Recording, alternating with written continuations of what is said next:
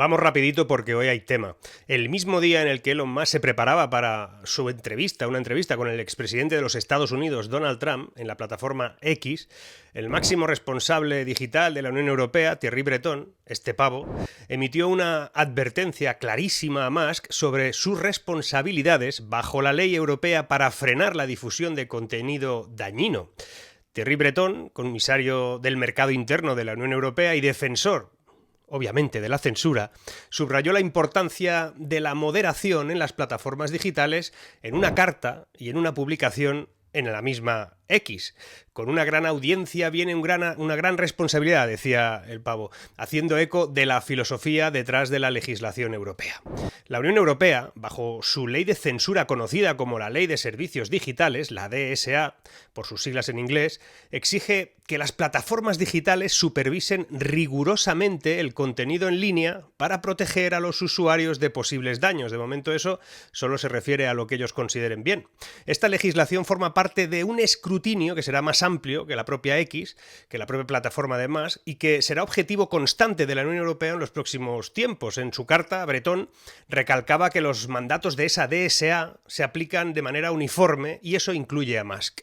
La advertencia de Breton surgía bajo la preocupación del riesgo de amplificación de contenido potencialmente dañino para los ciudadanos de la Unión Europea, especialmente en el contexto de esa entrevista de Musk con Trump y sobre todo los recientes comentarios que ha hecho Musk sobre los ataques a la libertad de expresión que ahora mismo hay en el Reino Unido. Si me sigues en Telegram, en Instagram, incluso a los miembros del canal también tenéis algunas informaciones expresamente para vosotros, sabréis que estoy siguiendo de forma importante y atendiendo a lo que me envían amigos y conocidos que tengo en Reino Unido, en Irlanda, sobre lo que aquí no se publica, lo que no publica nadie, lo que está prohibido publicar en las redes en el Reino Unido, pero que está sucediendo.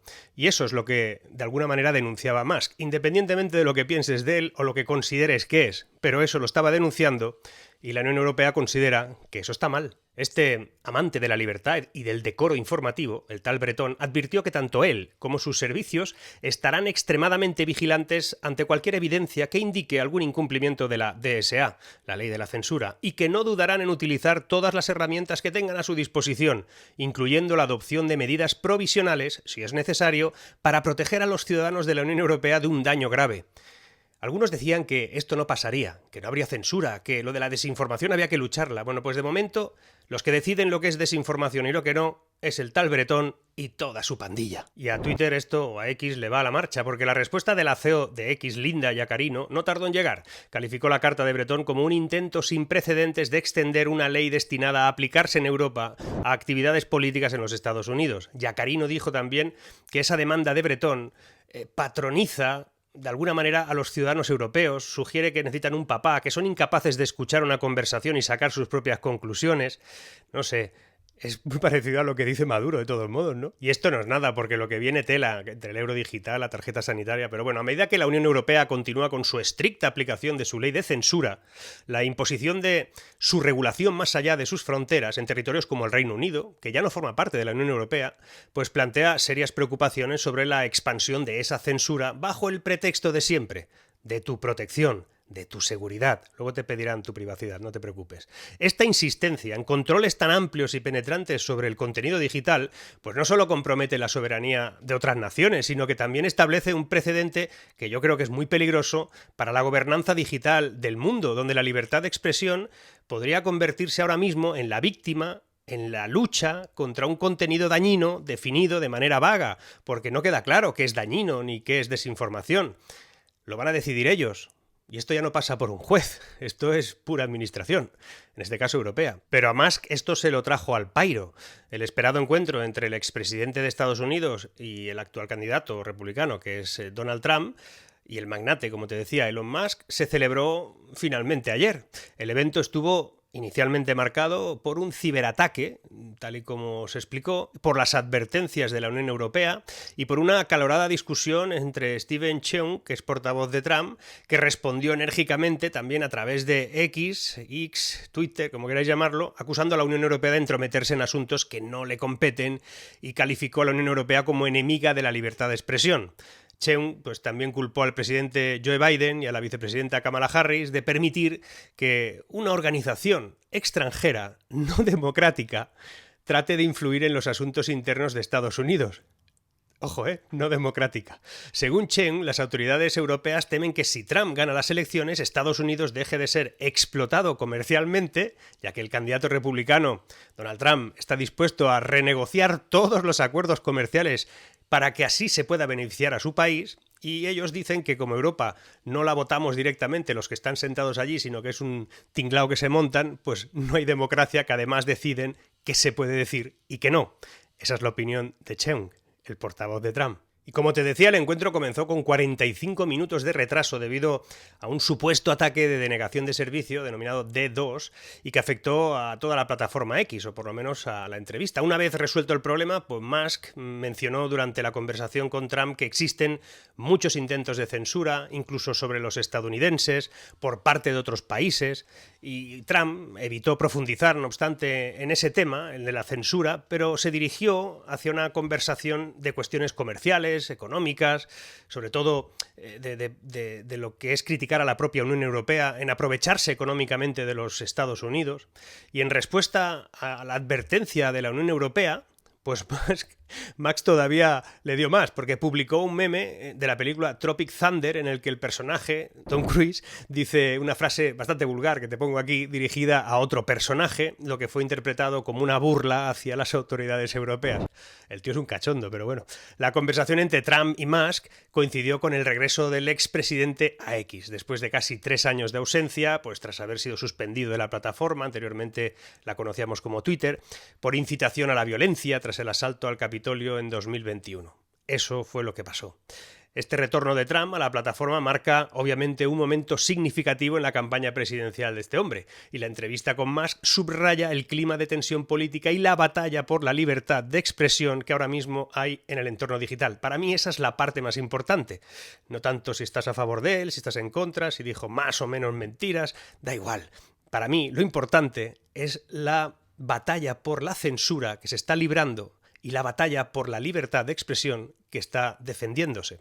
Eso es lo importante. Porque mira, unos han publicado que Elon Musk convierte en un coladero de mentiras la entrevista a Donald Trump en la plataforma X. Otros han publicado, periódicos importantes, que Elon Musk permite a Trump repartir un festín de desinformación en X. Que la conversación entre el candidato republicano y uno de los magnates tecnológicos que más han apoyado a este hombre estuvo marcada por errores técnicos y por falsedades. Hay otros que publicaron todo lo contrario, que la entrevista liquidó definitivamente a Kamala Harris, que supuso la mayor exposición posible de la calidad humana y política de Trump, o que el candidato republicano verificó que sus 4 años en la Casa Blanca fueron los mejores de Estados Unidos en los últimos 100 años. Hubo de todo. Pero lo importante, y por eso te dejo todo el encuentro subtitulado en castellano, para que tú mismo decidas quién tiene razón. Siempre digo que cuando decían que Bush, el hijo, era tonto a las 3, lo que lo decían básicamente no solían verlo en todo su contexto, porque no lo era del todo.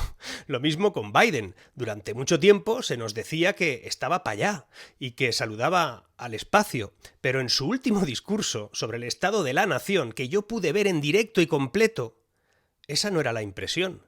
Ciertamente el hombre desde aquel día empeoró bastante. Como digo, de todos modos, siempre es mejor ver las cosas completas, sin intermediarios, y si entiendes inglés, pues mejor, directamente, y si no, pues que te hagan una traducción lo más automatizada posible, sin demasiadas interpretaciones ni apreciaciones, para que te sirva.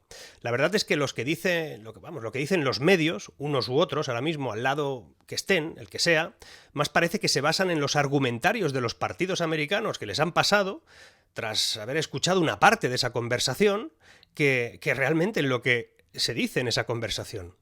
Aprovecho que ya he vuelto de México, ya mismo hace nada, de enviar un abrazo a la cantidad enorme de gente que se acercó a saludarme este fin de semana durante mi conferencia en Cancún. La verdad que, gracias de verdad. Me sorprende a veces, no lo entiendo, la cantidad de amigos que hay por todas partes y toda esa gente que pertenecéis a este grupo que yo ya denomino de resistencia, ¿no? Volverán los directos, me preguntaban cuándo. Volveremos a descifrar temas complejos y todo eso será ya en septiembre, porque esta comunidad lo merece. En serio, os doy las gracias de corazón porque vaya donde vaya, siempre hay alguien de vosotros que está ahí para darme las gracias, apoyarme. Lo dicho, aquí la entrevista entera, subtitulada. Te lo dejo todo para que vosotros mismos decidáis si lo que dice uno es lo que dicen que dice o si lo que dice es lo que no dice que dice. O algo así. Dentro vídeo. Honored Donald, great to speak. We had a great conversation yesterday. As you mentioned yesterday, if we could just record that conversation and post it, it would have been excellent. And I hope we can have something like that today. Well, I think we will. I'm pretty sure we will. And congratulations, because I see you broke every record in the book with so many millions of people, and it's an honor. We view that as an honor. And then you do want silencing of certain voices. Usually those are voices that have something to say that are constructive, oftentimes constructive. And so we have to consider it an honor. But congratulations on breaking every record in the book tonight. That's great. Well, thank you. Well, I mean, maybe we could start off with, the assassination attempt, which was an incredible thing. And I have to say that, your actions after that assassination attempt were inspiring. You, instead of shying away from things, instead of ducking down, you were pumping your fist in the air and saying, fight, fight, fight. And I think that's, the president of the United States represents America, and I think that is America. That is strength under fire, and so that's a big part of the reason why I was excited to endorse you as the president of the United States for having another term here. Is that was just incredibly inspiring. But I mean, what was it like for you? Not pleasant. I have to be honest. I said there was blood. I had more blood. I didn't know I had that much blood. The doctors later told me that the ear is a place that is a very bloody place if you're going to get hit.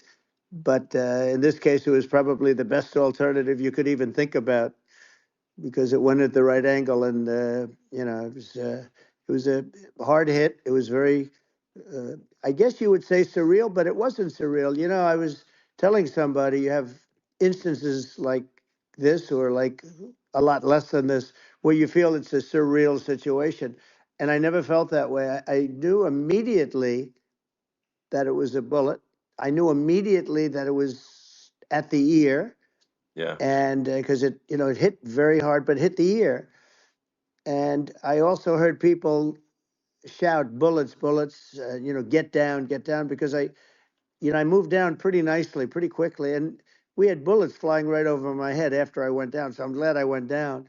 The bigger miracle was that I was looking in the exact direction of the shooter. And so it hit me at an angle that was far less destructive than any other angle. So that was the miracle. That was, for those people that don't believe in God, I think we got to all start thinking about that. You have to, I'm a believer. Now I'm more of a believer, I think. And a lot of people have said that to me. A lot of great people have said that to me, actually. But it was amazing that I happened to be turned just at that perfect angle. And all because I put down a chart on immigration that showed that the numbers were so great. I love that chart even more now. Maybe it's a sign.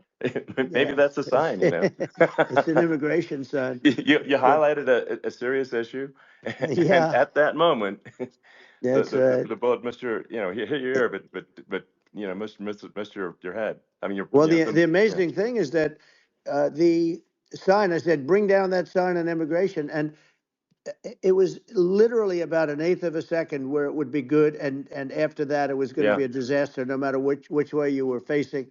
But it just had that perfect angle, which was exactly at this shooter. Very sad situation. Such a sad situation. As you know, we lost somebody that was great, Corey, who, a firefighter, a great gentleman, a great trumper. He was just a fantastic family and a fantastic man. And a friend of mine came up, Elon, and said, I'd like to give the family some kind of help. And I said, all right, that's great. He said, do you mind? I said, I don't mind at all. And he wrote out a check for $1 million, gave it to the wife. And you know, she said, "This is really nice, but I'd rather have my husband back," which is a nice thing for Sure. somebody to say, to be honest. She's great. The family is great. And we raised a lot of Yeah. money for them and for two other gentlemen are unbelievable people also. They were hit really badly. They thought they were not going to make it, and they did. The doctors in the Butler area, I tell you, they were incredible. They saved the two, and they were really hit tough, both of them, equally. And we thought, Yeah.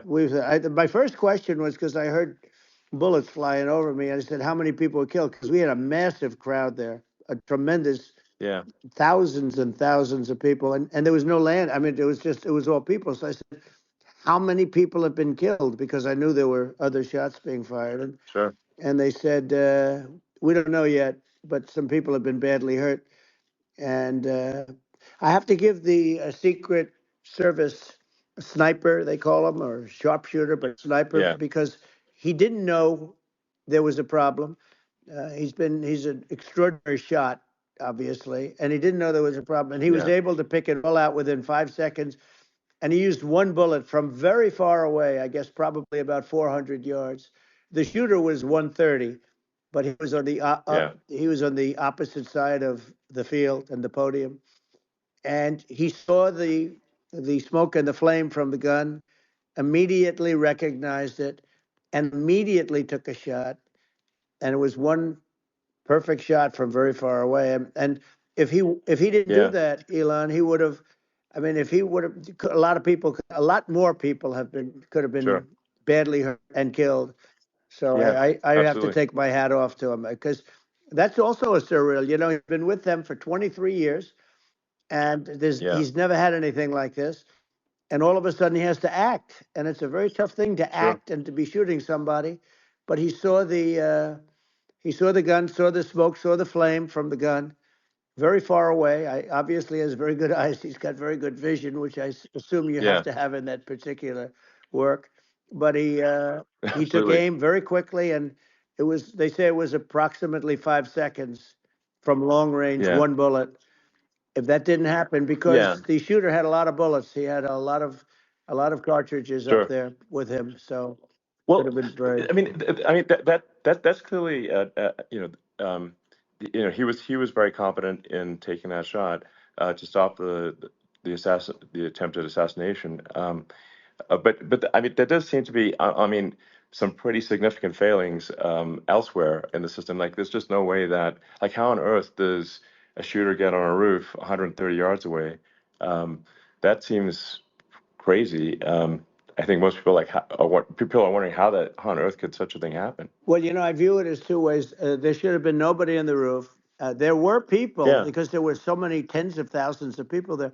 There were people that were seeing him, and there was one woman with a red shirt and Right. Trump all over I it, saw and the video. she's screaming, "That guy's got a gun!" You know, you saw it probably. There's Yeah. a No, I guy saw the up there video. with a So, I gun. mean, it's like I guess, I mean, for my part, and I think probably many members of the public are wondering how the heck are, basically people wondering by pointing out there's a guy on the roof with a gun. Yeah.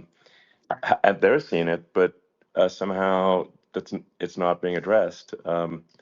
That does seem Yeah, crazy. well, they're going to learn from this. The communication between the local police, who sort of had an idea, and then ultimately a man lifted himself up to the roof, could barely do it because he was pulling himself up, and Yeah. he saw the man with the gun. The man with the gun pointed the gun at him. He thought he was probably going to get shot, but he was like pulling himself up, and because of that, he couldn't get to his gun. And he fell down, actually very badly hurt his leg, his ankle. I hear very badly, Okay. but he fell down. And he did, from what I understand, he did say there's a guy up there with a gun. And the shooting started very quickly after that. I think it forced the shooter to go maybe quicker. He was supposed to be a very good shot. Yeah. My sons, Don and Eric, they can't believe what happened, but they said from 130 yards, a bad shot would hit that target almost every time. They said it's like in golf, Yeah. sinking a 2-foot putt. Yeah, it's not a hot, it's not a tough No, shot. it's not a Um, long shot. The Secret Service person had the long shot. He had triple the yeah, distance actually. So it was a terrible thing. Look, it's hard. I have to say this about the Secret Service. When I went down, and I went down based on I think they're screaming, but other people also because people saw this happen. You had so many people. One of the miracles was that nobody ran. I mean, if a gun goes off, the crowd yeah, control people showed us this. When guns go off, and it does happen in stadiums at a soccer match or some kind of a match, everybody flees. They call it a stampede, like cattle. But everybody, and a lot of yeah, people get killed with those stampedes. We had sure, more people than you'd have at, some of these matches or these games, and nobody left. You had a small group behind us in the grandstand, and that was full. And you look at it as it was taking place, and normally they'd be running. They didn't leave. They saw that I was hurt. They saw a lot of blood, and they saw that I went down, and it's almost like they wanted to be with me. Well, out front, things was that you didn't have anybody flee, you didn't have anybody stampede, sure, nobody. And there were some people behind me. They stood up and they're looking like, I mean, I tell you, yeah, you yeah, want to have them in a foxhole with you. I want to meet some of those people sure, because sure, it's so different from what you heard. But so so I was down, but the Secret Service yeah, guys, there were bullets flying right over my head. You could hear them go whizzing, yeah, and these guys came jumping on top of me, and a young lady, Kate, uh, would jump. They moved so fast, and let me tell you, that took tremendous courage. Now there was a lack of coordination. There was, obviously everybody understands that somebody that building should have been covered, and yeah, yeah. I mean, that was I the think big that thing. like, I mean, looking at the aerial views, that building would be like the number one spot for a sniper. I mean, it's like the if you were to pick like what is the favorite place, what if you so if the goal is to assassinate, what's your favorite spot? That building, the You're roof of right. that building would be number one. That would have been the spot. It's like you can ask for a better No, location. It's like number no, that one. would have been the spot. Um, You know what people think yeah, is when the local policeman, who, by the way, he really he did what he was supposed to do. He couldn't hold on any longer. And then when he got yeah, his head just peeking above, this guy standing there with a gun at his head. And when he fell down, again, hurt his ankle very badly, but he was making the calls. But what happened is the firing took place very soon. So what they yeah, think is that this guy ran to his site, which he had all planned out with the gun. He ran to the site and he started shooting fast. And maybe that's why he sort of missed. I mean, he uh, yeah. But he as you got say, me, but he it would have could have hit. been If I it mean, could have been a much yeah. bigger problem. But he totally would have hit if you hadn't turned your head. So like there was it was a very near It thing. was a So miracle. If I hadn't um turned my head, yeah, I would not be talking to you right now. As much as I like you, exactly. I would not. Yeah, I would well, not be talking to you. maybe talking to me from another realm, perhaps. Yeah, that's Um, right. We'd be talking from a so different place. But it was a very terrible experience. The Butler Hospital, they did such a great job. The doctors were so good. Everybody was so good. There was a mistake. If somebody knew, because people were hearing that, there was just a bad feeling that there was somebody was around. You know that story now. It's been pretty yeah, well. yeah, And yeah, if somebody could have said, because they've oftentimes said, like there'd be a lightning storm or something. Because I've done, I think over 300. I think I did a lot more than that, but we did a lot. And oftentimes they'll say, "Sir, could you wait 10 minutes, please? Sir, could you wait 20 minutes? There's a storm overhead or lightning or something, right?" And yeah, that happens yeah, often. And this would have been a perfect time for that to have happened, but it yeah. didn't. It didn't get coordinated. That was the problem. Well, it was your I think your actions in the heat of fire, and like what I found admirable there was that you can't fake bravery under such circumstances. The courage is instinctual or it is not. It's not a rehearsed action. And so I just want to say that I think a lot of people admire your courage under fire there.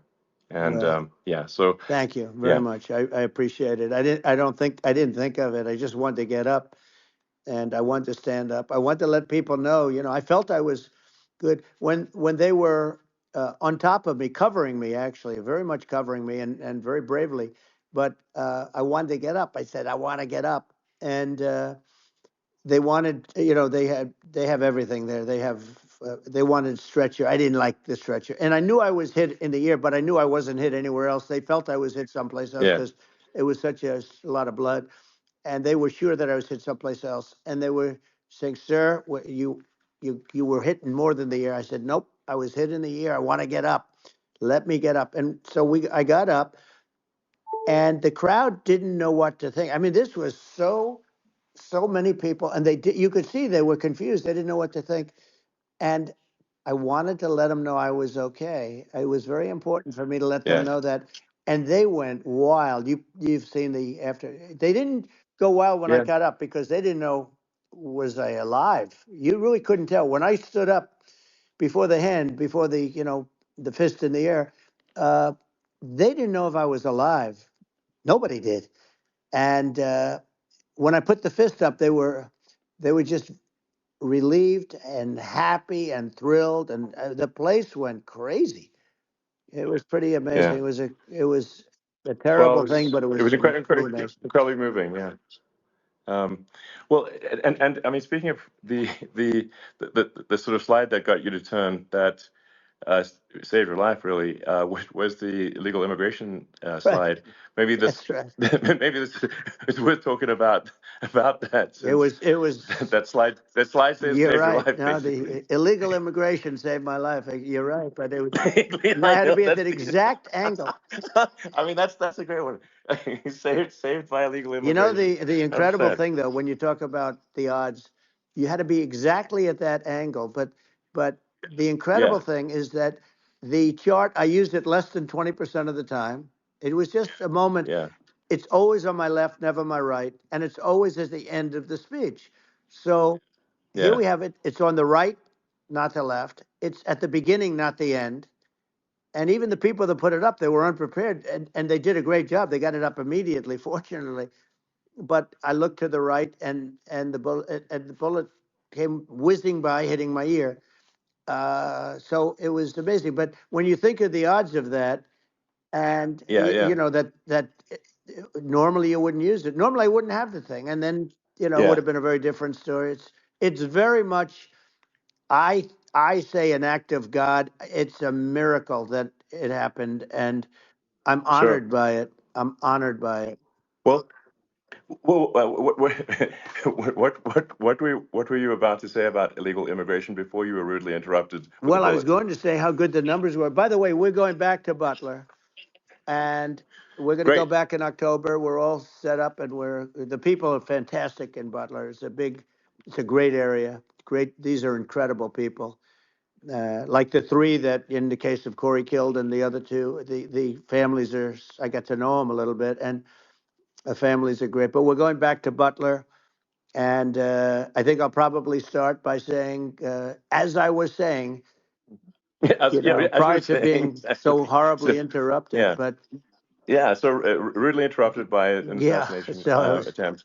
But no, but the chart, Some people have no manners. Elon, the chart was just a chart that in my last week we had the best illegal immigration numbers, meaning stopping. It was at the lowest. You've seen the chart. It's become quite a famous Yeah. chart, Yeah. but that was the lowest Yeah. point ever recorded. It was a really, I mean, I was very proud of those numbers. And then you see what happened with these people, Kamala and Joe. You see what happened. They just let it go. I had remain in Mexico policies. I had all these different policies that was so good. Uh, Guys like Tom Holman and Brandon Judd from Border Patrol. These are all people that they've been on television. They said it's the best numbers we've ever had. We had so many different checks, catch and release in Mexico, not the United. We had catch and release in the United States. We had it in Mexico. We had so many things. We had things where many people come in there, they have contagious diseases. We had everything passed. If you have a contagious disease, I'm sorry, but we cannot allow you into the country. So we were setting Yeah. literally records, and all I was doing is showing that, and I use it sometimes, Sure. and in this case, I'm glad I used it. I can tell you that, but they were fantastic numbers. But I'm going to sleep with that chart always. I'll be sleeping with that chart. That chart was very important for a lot of reasons. Well, I mean, would it be accurate to say that you're supportive of legal immigration, but but we obviously need to shut down illegal immigration, and especially unvetted illegal Yes. immigration, because and that's not the same as saying that everyone who's an illegal immigrant is bad. In fact, I think most people who are illegal immigrants are actually good, but you can't tell the difference unless there's a solid vetting of who comes across the border. Does that accurately 100%. represent your position? I say it Okay. very simply. They have to come in legally. They have to be checked. Yeah. Because look, Kamala was the border czar. Now she's denying it. Everything that I do, she's Yeah. saying she was strong on the border. We're going to be strong. Well, she doesn't have to say it. She could close it up right now. They could do things right now. It's horrible. No tax on tips, and all of a sudden she's making a speech and there will be no tax on tips. I said that months ago. And by the way, they had just the opposite. They had not only tax on tips, but they hired 88,000 IRS agents, and many of them were assigned to go get waitresses and caddies and all of this on tips. They have a policy. They had a policy that they were really going to go after you, and were really harassing people horribly. And then all of a sudden, for politics, she says, she comes out with what I said, which I think is terrible, and I think it's also hitting them very hard. These people are fake. Now they're also saying they did a good job on the border. We had the worst numbers in the history of the world, not of our country. There's never been a country in history that has had a catastrophe like this. We've had, I believe, and I think you believe this too, you hear 12 Yeah. million, 13. I believe it's over 20 million people came into our country, Yeah. many coming from jails, from prisons, from mental institutions, or a bigger version of that is Yeah. insane asylums, and many are terrorists. And I'll tell you what, they're coming not just from South America, they're coming from Africa, they're coming from all over the world. They're coming from Asia, they're Yeah. coming from the Middle East, they're coming from countries that are stupidly and horribly bombing Israel October 7th. They're coming from all over the world. And you look at, it's so sad October 7th because it should have never happened. Yeah. It's so sad when Sure. you look at Ukraine. It should have never happened. We have a defective Yeah. government. These are defective people, and they're not people that should be running it. But where you see it the best is the border, because you have millions of people coming in a month, and then she gets up and she tries to pretend like she's going to do something. She had 3.5 years. And by the way, they have another 5 months that they can do something, but they Yeah. won't do anything. It's all talk. She's No. incompetent and he's incompetent. And frankly, I think that she's more incompetent than he is. And that's saying something because he's not too good. Yeah. No, I think it is essential to have a secure border. I mean, you're really not a country unless you have a Correct. secure border. And And uh, secure elections, you too. know, yeah, absolutely secure elections. And so it's just essential to have a real border, or we can't function as a country, and our service, our central services are being overwhelmed in a lot of cities. As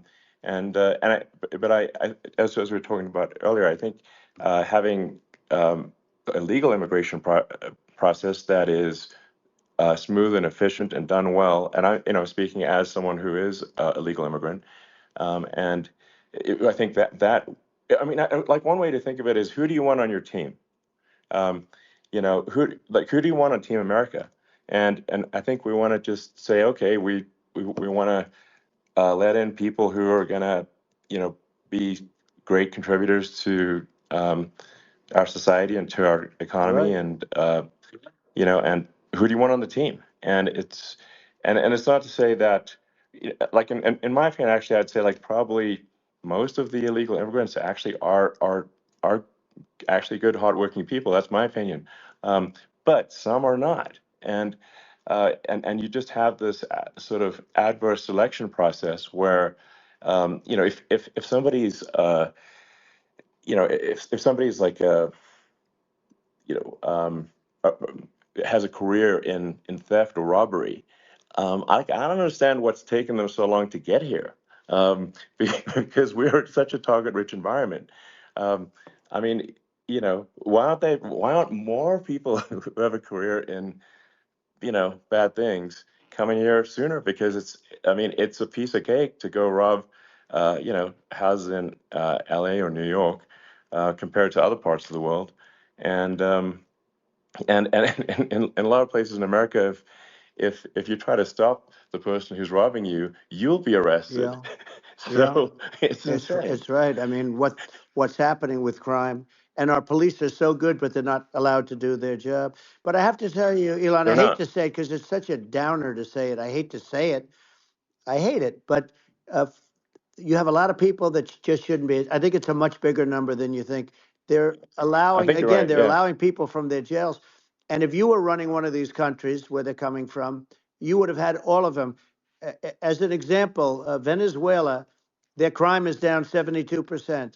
They're taking their drug dealers, they're taking, frankly, their prisoners, they're emptying out their prisons. They're taking their criminals, their murderers, their rapists, and they're Yeah. delivering them into But the. that's what Castro did Yeah, that. well, he did on a much smaller scale. Yeah. It was a much smaller Yeah. scale. But this is a massive scale because this is being done worldwide. But here's what's happening: crime all over the world is down. And wait till you see the numbers that we have. This is migrant crime. This is crime that's going to be. Yeah. And I saw it today in New York where somebody was knifed with raped the girlfriend of a man that stood there watching in New York in one of the shelters and started Sure. pulling out the knives, and bad things happen today. But this is happening every day. These are rough people. These are people that are in jail for Yeah. murder and all sorts of things, and they're releasing them into our country, and they're telling them, if you come back, we're going to kill you. We're going to give you the death penalty or kill you. So they don't want to come back. But these are rough people. Yeah. These are criminals that make our criminals look like nice people, and it's horrible what they're doing. And she's in charge of it because now she's trying to say she Sure. had nothing to do with it, and she's such a liar because she was called the border czar the first day, and it was on the headlines of every newspaper. She's the border czar, and she never even went there. She went to one location which had nothing to do with where the problem is. She went in and out, I Right. guess, because she was getting a lot of pressure, Yeah. but Yeah. had nothing to do where the problem Yeah. is. But she was Well. the Well. border czar, and people Yeah. Yeah. can't allow them to get away with their disinformation campaign. Now she's trying to say that she wasn't really involved, and the whole thing is horrible. She was totally in charge. She could have shut the border down without him. He didn't know what he was doing anyway, so he wouldn't have even known Yeah. what happened. You could shut the border down; he wouldn't Yeah. even know the difference. But uh, the fact is that she was border czar. But if you don't have to call her Yes. that, the fact is you could just call her. She was in charge of the border, and the border was the worst Right. ever. It's simply not working. No, it's horrible. Whether it's a question of intention or competence, either way, we don't have a secure border, and we have people streaming over like it looks like a World War Z zombie apocalypse at times. And sometimes you got to sort of wonder, like, is it real or not? So because you see things, you're like, is it real? So I went to the border at Eagle Pass, and I saw for myself in Texas, and I was like, okay, it's real. I'm like seeing this in real time. I actually posted the video like just live. I just flew there one day and just to see, hey, is this made up or real? And I'm just seeing people stream across the border, and I have to say, at least the people that I saw did not look friendly. So These are people people. can look at my video and say, hey, Yeah. these people look friendly. I don't look super friendly. So These are people that um, Elon would not be the same man if he had to walk across the street and look these people in the eye. These are rough people. These are really rough people coming across. And I know rough people. And these are people that we don't want in our country. And the caravans are coming in and they're putting, and who's doing this are the heads of the countries. And you would be doing yeah, it, and so would I. And everyone would say, oh, what a terrible thing to say. The fact is, it's brilliant for them because they're taking all of their bad people, really bad people. And I hate to say this, the reason the numbers are much bigger than you would think is they're also taking their non-productive people. Now, these aren't people that will kill you. We have enough of them, but these are people that are non-productive. They are just not productive. I mean, for whatever reason, they're not yeah. workers, or they don't want to work, or whatever. And these countries are getting rid of non-productive people in the caravans in many cases, And they're also getting rid of their murderers and their drug dealers and the people that are Yeah. really brutal people. And they're coming into our country Yeah. at levels that have never been seen before. And I saw an ad just before I got on the air. I'm walking over here, and I saw an ad by Kamala saying how she is going to provide border security. Where has she been for 3.5 years? For 3.5 years, Yeah. No. No. we have 20 million people This I poured think is. in. It's a terrible Yeah, I thing. think this, frankly, I think this is a fundamental existential issue for the United States. And if we have another 4 more years of open borders, and it's going to be even worse with another 4 more years, it's going to be even worse than it's been for the past, 3.5 years. I'm not sure we've got a country You don't left have a country at that left. point. Elon, if they get in, you will have 50 to 60 million people from all over the world, not South America only. You know, we think of South America, we think of Honduras and El Salvador, Guatemala, and Mexico, you know, the four. But it's not that. It's everywhere. They're coming in from Yeah, everywhere. And I had to stay in yeah, I think Mexico. this is a super important Yeah. point. Like people, it's like basically when I went down there, I was like, well, where are people from? It's like almost no one was from Mexico. To No, be clear, Mexico less it's than just the the others. border. It's just the border with Mexico. But the people coming in, it's Earth, the rest of Earth, and America is only about 4 or 5% of the population of Earth. It would only take a few percent of the rest of Earth to overwhelm everything in the We're U.S. already So overwhelmed, Elon. We're overwhelmed. You had to see the news tonight about New York. New York, and I love that place, and what they're doing to it is horrible, what they're doing to it. And all the courts do is they yeah, try and focus on Trump. Okay, then let's focus on Trump, who did nothing wrong. I complain about a rigged election. Elon, what's happened is unbelievable. You have from Africa, from the Congo, they're coming from the Congo, and 22 people came in from the Congo recently, and they're murderers, and they're dropped. They drop them. They take them out of jails, which is very expensive, you know, to maintain the jails. Although they don't do too much maintaining, I can tell you. But they take them out of jails, prisons. They take them out, and they bring them to the United States. They deposit them in the United States and say, "Don't ever come back, or you're going to be executed." And they don't want to come back, but they won't come back. sure. But they're coming from Africa. They're coming from Asia. They're coming from the Middle East. They're coming from South Well, America. just They're Earth, coming from rest of Earth, everywhere. basically. And there are a lot of Yeah, really everywhere on bad Earth. ones. It's just an everywhere on Earth thing, and it's just not possible for the United States to absorb everyone from Earth, or even a few percent of the rest of Earth. It's just not possible. Well, So Elon, we're going to have, that's just to yeah, finish this up, we're going to have the largest deportation in history of this country, and we have no choice. Otherwise, we're going to have a country. What they've done to our country. Think of it, with in Venezuela and in some of these other countries, crime is down 50, 60, 70, 80%. And you would be the same. You would have. yeah, I'll yeah, tell you what, Venezuela has not gotten rid of all of them. They've gotten rid of about 70% of their really bad people. Their jails are about 50% uh, put into the United States. Same with other countries. Some sure, are at 30%, some are at 50%. They're all different. But the bottom line is they're all going to be at 100%. Why wouldn't you put 100% of it? yeah, And they're doing it right now while this third-rate phony candidate. Don't forget, I beat Biden. He failed in the debate miserably. And, some people said, oh, gee, it's too bad. It's too bad he did so badly, or I did well in the debate. The first night they said, wow, one of the people at CNN said that was the greatest debate performance I've ever witnessed. And then 2 days later, they didn't talk about that. They just said he was bad. But that's okay. That's the way I get treated, and I don't mind that at all. What I can tell you is this. We cannot have a Democrat. We cannot have her. She's incompetent. She's as bad as Biden in a it's different. Look, yeah. she hasn't done an I mean, interview since this yeah, whole scam started. well, And say what you want. This yeah, was a coup. This was a coup of a president of the United States. He didn't want to leave, and they said we can do it the nice yeah. way or we can do it the No, hard way. yeah. No, I mean, they just took him out back behind the shed and basically shot him. What they did Biden. with this guy, So and I'm no yeah, fan of his, and he was a horrible president, the worst president in history. And one of the reasons he was so bad, first of all, the Israeli attack would have never happened. Russia would never have attacked Ukraine, and we'd have no inflation. And we wouldn't have had the Afghanistan mess, if you think of it. well, And we wouldn't have had yeah, Afghanistan. But we think of Well, it. yeah.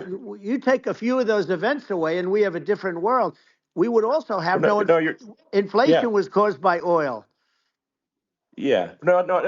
I think you're making an excellent point here, which is that when other countries can, that are, are thinking about invading or doing bad things, when they're thinking about that, they're thinking about, okay, what's the American president going to do, and do they fear the American president, or is there someone they do not respect and do not fear? And I think they would they rightfully be. I mean, look at the footage of the assassination. They're like, okay, uh, President Trump is like, don't mess with me. I mean, that's like, whereas I think people are not going to be, and they obviously have not been at all intimidated by Biden, and they certainly will not be intimidated by Kamala. And you have to really think of that in the context of global security. That if the American president is someone that, like, evil dictators are scared of, that makes a huge difference to the security of the world. So I had a good relationship with Putin, despite the Russia hoax that lasted for over 2 years. Just a hoax created by Hillary Clinton and Adam Shifty Schiff, some just bad people, just sick people, frankly. I mean, Schiff is a sick person. He's going to end up probably being a senator.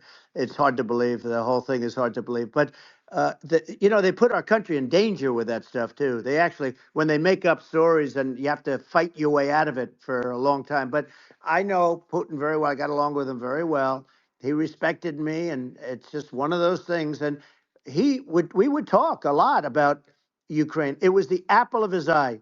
But I said, don't ever do it. Don't ever do it. I shut down Nord Stream 2. That was the big oil pipeline, the biggest pipeline in the world going all over Europe. I shut it down.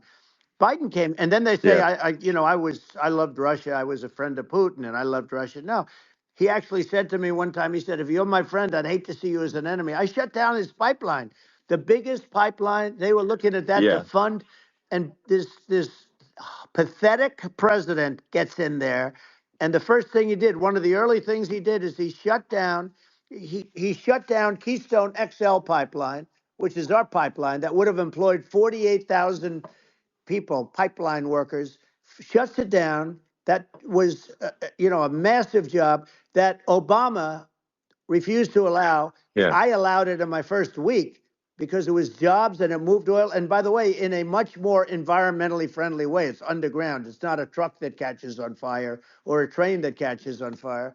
But think of it. He shut down the XL pipeline, the Keystone XL pipeline. He Yeah. shuts that down and he approves the Russian pipeline, Yeah, it doesn't make any right? sense. It's inconsistent. Certainly but I mean, I think it's just worth emphasizing to listeners the immense importance of whether the United States president is intimidating or not intimidating, and how much that matters to global security, because there's some real tough characters out there, and if they don't think the American president is tough, they will do what they want to I do, know every one of and them. it puts the whole Yeah. world in danger. Elon, I know every one It's a of them, big and I know deal. them well. I know Yeah, Putin. I know President Xi. I know Kim Jong-un of North Korea. I know every one of them. And let me tell you, people will say, oh, this is terrible. He said, I'm not saying anything good or bad. They're at the top of their game. They're tough. They're smart. They're vicious. And they're going to protect their country, whether they love their country. They probably do. It's just a different form of love, but they're going to protect their country. But these are yeah, tough people at the top of their game. And when they see a Kamala or when they see Biden, Sleepy Joe, they can't even yeah, believe it. They can't believe this happened. All the stuff that you're seeing now, all the horror that you look at Israel, they're all waiting for an attack from Iran. Iran would not be attacking, believe me. When I was there, and I say it with respect because I think we would have been good with Iran. I don't want to do anything bad to Iran, but they knew not to mess around. Iran was broke because I told China, if you buy from Iran oil, it's all about the oil. That's where the money is. But if you buy oil from Iran, you're not going to do any business with the United States. And I meant it. And they said, we'll yeah, pass. yeah. They didn't buy oil. Other countries, likewise, Sure. you want to buy, you're not doing business with the United States. And they were at a point where they were They had no money for Hamas. They had no money for Hezbollah. They had no money for any of these instruments of terror. And it was amazing. In fact, there were articles when I was leaving, which is hard to believe, actually, especially when you look at what's happened to our country. Our country is so bad right now. It's such a different place. We were respected. Think of it. 4 years ago, we were so respected to a point where when I said don't buy oil, they didn't buy oil, but they had no money, Yeah. and Israel would have never been attacked. It is zero chance. And again, I said to Vladimir Putin, I said, don't do it. You can't do it, Vladimir. You do it, it's going to be a bad day. You cannot do it. And I told him things that what I do, and he said, no way. And I said, way. And you know, it's the last time we ever had the conversation.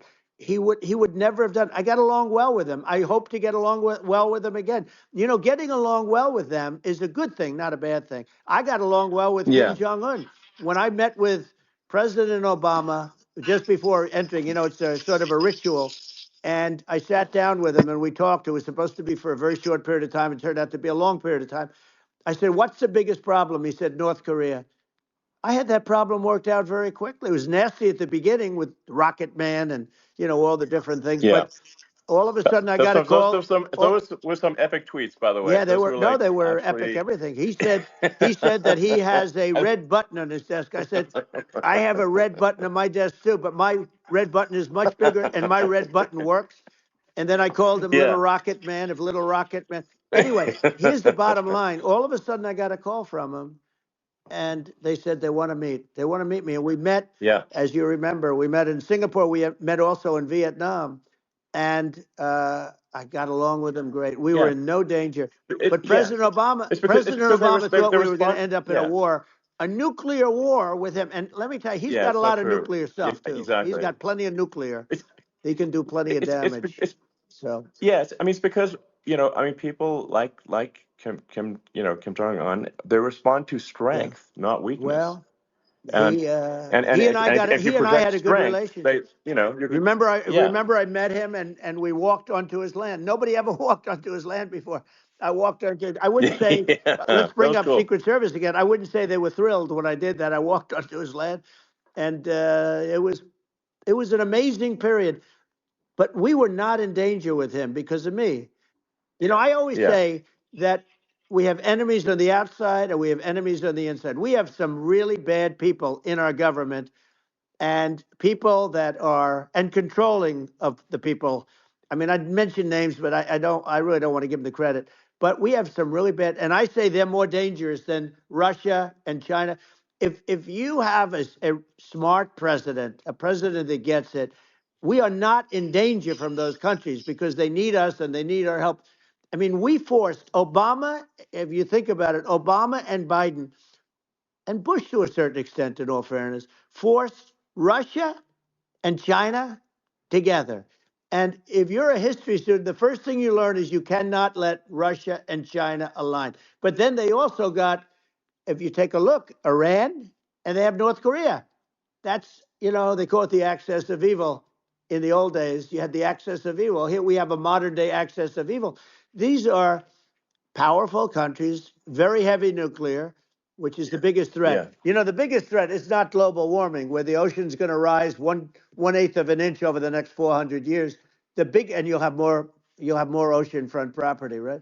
The biggest threat is not that. The biggest threat is nuclear warming, because we have 5 countries now that have significant nuclear power, and we have to not allow anything to happen with stupid people like Biden. You know, Biden did something with Russia. There was no chance of him ever going in. And when I left, and then after I left, they started forming big armies on the border with Ukraine, right? And I looked at that, and I thought he was doing that because Putin's a good negotiator. I thought he was doing that to negotiate. But then Biden started saying such stupid things. For instance, he said that it can be a NATO country. Now, Russia, for as long as there's been NATO, has said we're never going to agree to that. And we go right up front and say that. And we did things and said things through this president with a low IQ, very low IQ. He had a low IQ 30 years ago, by the way, but now he might not even have a IQ at all. There's nothing on the board that goes this long. He said things that were so stupid that war would have been, that war had zero chance of happening if I were there. Zero chance. He was saying everything Yeah. the opposite. Everything the opposite. And it's so sad because many more people have been killed in Ukraine than you read about. You don't read about how bloody it is and how disaster. Sure. Hey, look, just in the two armies, you lost 500,000 people. And Yeah. you know, Ukraine's having a hard time. Ukraine, I don't know if you saw Yeah. the article recently, and it's true. You don't hear the true story, but if you think about it, Russia's gone. You know, Russia defeated Germany with us, and they defeated Napoleon. You know, they've been around a long time. They're a big fighting force, Yeah.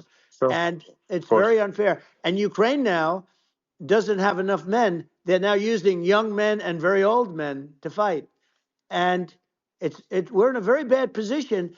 And I'm not going to blame exclusively, but I can tell you, I could have stopped that, and a smart president could have stopped that. It wouldn't have happened. But we had a Yeah. man that actually made it. It made it more prevalent. It was so bad. The words that he was using, the stupid threats coming from a stupid face that he was using. I said, this guy's going to cause us a war. He's going to cause us. And let me tell you, Yeah. it can Yeah. lead to World War III. That can lead to World War III. The Middle East can lead to. We have numerous places that could end up in a Yeah. World War III right now for no reason No, whatsoever. I think you're right.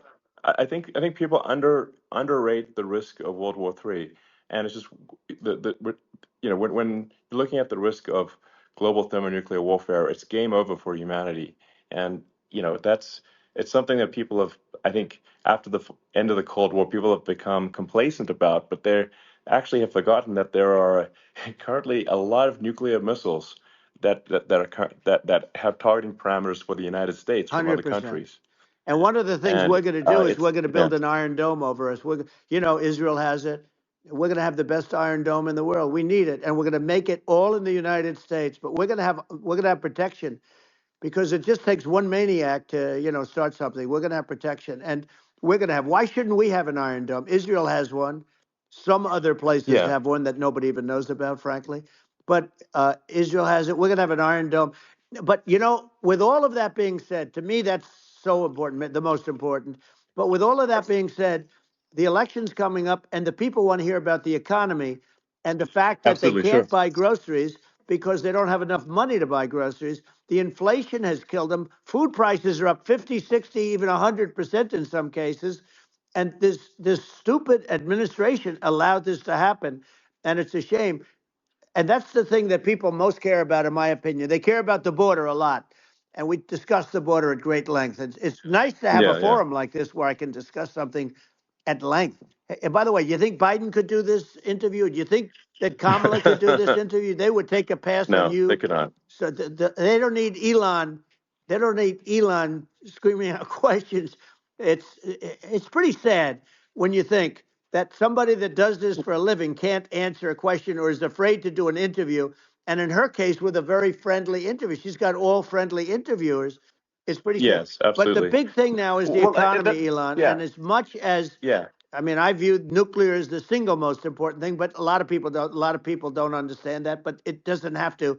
If I understand it, that's all you need. Because if I was president, you're not going to have that kind of a problem. But the thing that they really is making them angry is what Kamala and Biden have allowed to happen to the economy. It's a disaster with inflation. The inflation, it yeah, doesn't matter what you make. The inflation has eaten you alive. If you're a worker or if you're just a middle income person, you can't afford. You know, 4 years ago, 5 years ago, people were saving a lot of money. Today, they're using yeah. all their money and borrowing money just to live. It's a horrible thing Right. that's happening, and we'll end that Well, I think quickly. a lot of yeah, a lot of people just don't understand where inflation comes from. Inflation comes from government overspending because the checks never bounce when it's written by the government. So if the government spends far more than it brings in, that increases the money supply, and if the money supply increases faster than the rate of goods and services, That's right. that's inflation.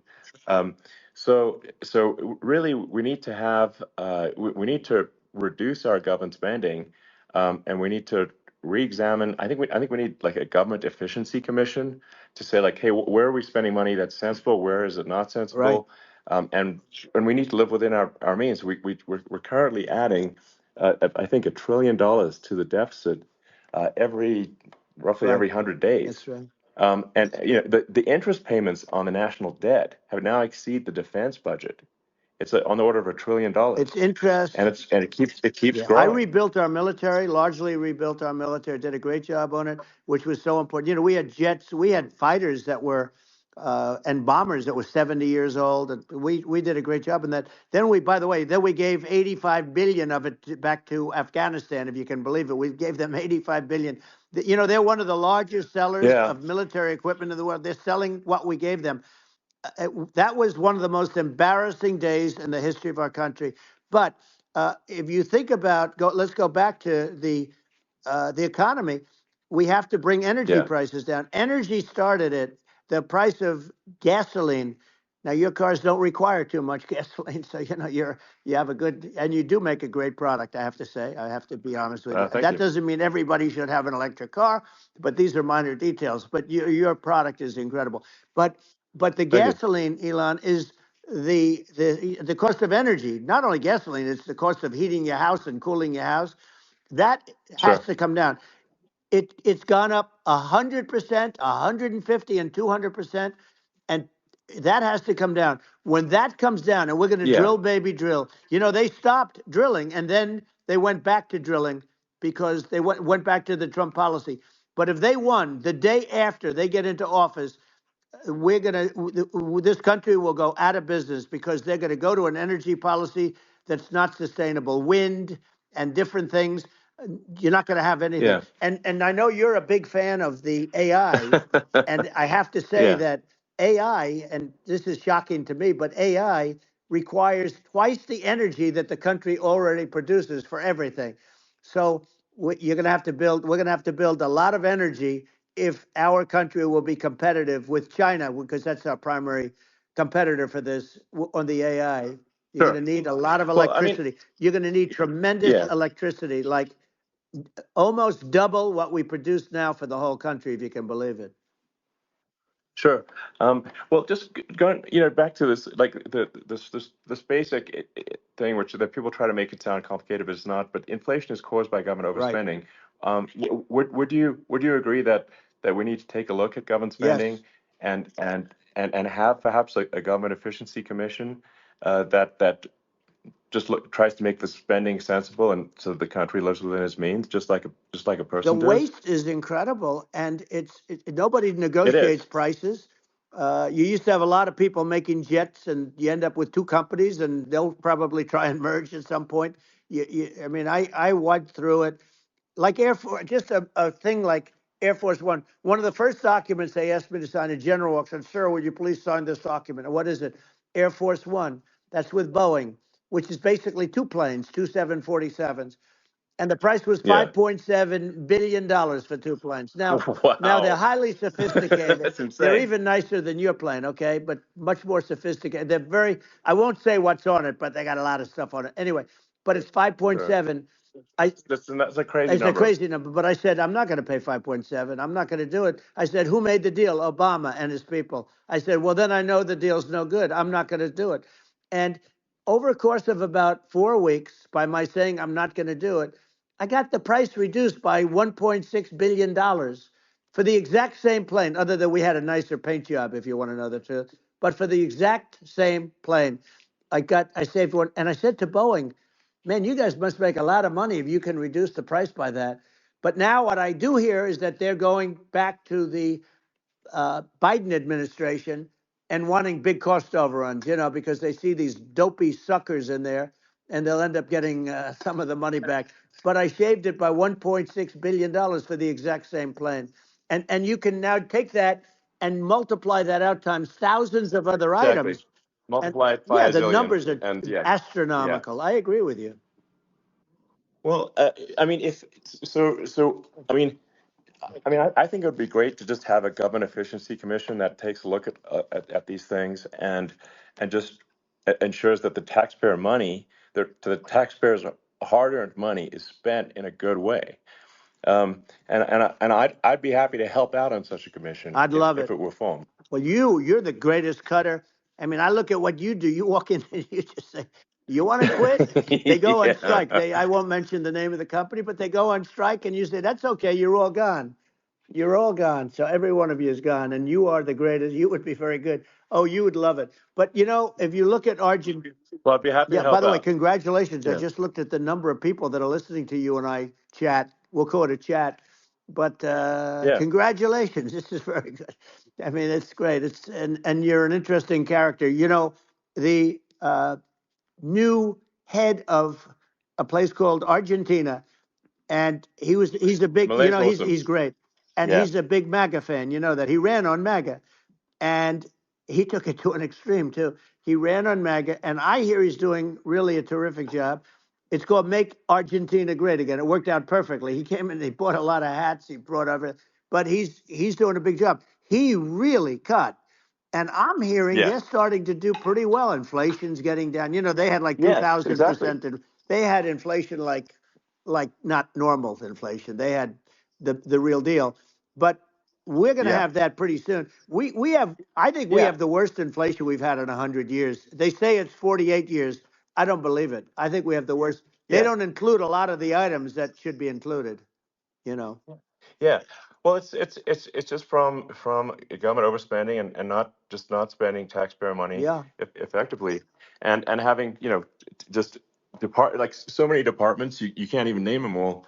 And what Malay is doing is he's cutting government spending. He's simplifying things. He's having putting in regulations that make sense, and we're Argentina overnight is experiencing a giant improvement That's in right. prosperity.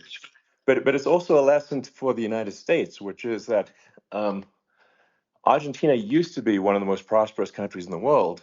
Um, Right. in the I think in the 30s, 40s, and because of bad government policy, it ruined the country.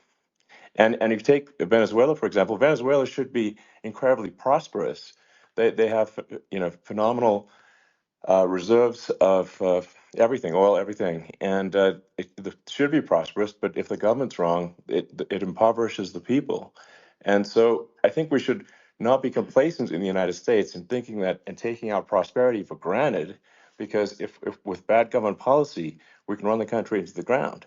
And that's just something people should bear in mind. Don't take prosperity for granted. Well, think of education. So we're ranked at the bottom of every list of the top 40. We're ranked number 40, number 38. Uh, Norway, Switzerland, Sweden, different countries are ranked good. Actually, China's pretty close to the top. They're a top 6 or 7, but we're ranked at the bottom, almost at the bottom, 38, 39, 40.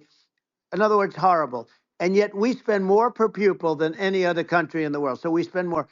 And what I'm going to do, one of the first acts, and this is where I need an Elon Musk. I need somebody that has a lot of strength and courage and smarts. I want to close up Department of Education, move education back to the states, where Yeah. where states like Iowa, where states like Idaho, not every state will do great, because states that basically aren't doing good now. You look at Gavin Newsom, the governor of California. He's terrible. He does a terrible job. So he's not going to do great with education. But of the Yeah. 50, I would bet that 35 would do great, and 15 of Yeah. them, or 20 of them will be as good as Norway. Norway is considered great. You can name them. I mean, they're so good. Some of Yeah. these countries are so good. But if you go into some of these really well-run states, we have states that don't know what debt is. We have states that have low taxes, no debt, everybody working. They're really well run. Sure. And maybe they have certain advantages in terms of location, in terms of the land or the sun, and the water and the whole thing. There are a lot of advantages that some people have. But if you moved education back to the 50, you'll have some that won't do well, but they'll actually be forced to do better, because it'll be a pretty bad situation.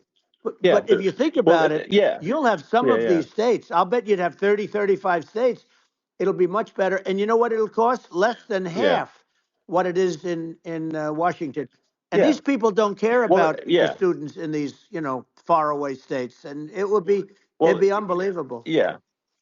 I think you're making a good point in that if the states have to if each state has to compete against other states, then people will That's naturally right. move to states where it's better. Well, like Um, California, as we said, it's a badly run state. I could go through. I got so many friends that are in those states, even if they're Democrats. I hate to mention certain states, but Illinois is badly run with Pritzker. He's a real loser. But yeah, but some of these places are just badly run. But it's almost going to force them to run better, and they won't do it good initially. But you're not going to do worse than you're doing right now. And I would say that yeah, the cost, you would cut your cost by 50 or 60%. And you'd have a little yeah. monitor. You want to make sure they're teaching English as an example. Give us a Yeah. little English, right? Sure, yeah. Right? No, but I mean, to what some of these governors are doing so badly. I mean, they got so many people moving out of their state. They should get U-Haul Salesman of the Year award because they're driving so much U-Haul It's sales. actually Because just amazing. people moving out, Isn't it amazing to you as a businessman that they can even survive? Like Illinois, so many people are leaving, and you wonder, how do they survive? I mean, how do they survive? Uh, I saw where you left California and you moved to Texas. Texas does a great job. But, I Yeah, mean, I just wonder, how do these states survive when big businesses, a big oil company just left California, as you know, and they moved to Texas. How do these big states survive when they lose so many businesses and their taxes are already really high? The taxes are among the highest yeah. taxes. You almost wonder, how do they continue on? And in many cases, the governors don't do a good job in their crime-ridden places. You wonder, how do they continue to just go on? It's not it's Well, I, not a I good think I think there's. situation.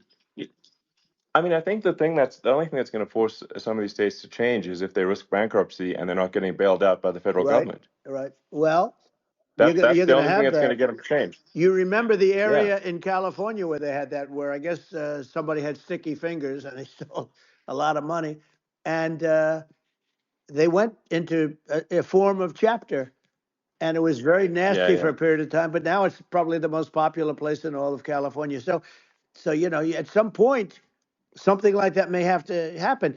But the problem is, you can't penalize people that loan money to the state when you have incompetent people like a Pritzker. Look, the family didn't want him in the family business, and then he ends up being governor of Illinois. So what is he going to be? Is he going to be a great governor? And you have people. I could name every one of them. I got to know every one of Yep. these, and some are very good, and some are just horrible. Well, I think the larger point here, too, as you're saying, like a lot of people are concerned about the economy, a lot of people are concerned about inflation, and inflation is effectively a tax on people that save money Yeah. and for people that are working day to day. It's just a form of taxation. And if we can solve the government spending problem, we'll solve the inflation problem, which means people will have a better standard of living, and Yeah. that's a really big Well, the deal. people that got hurt Um, worst are the people that did it the way they were taught to do it all through, their younger life and their young life and their whole life. The people that saved money and then they got no interest on their money and inflation destroyed them.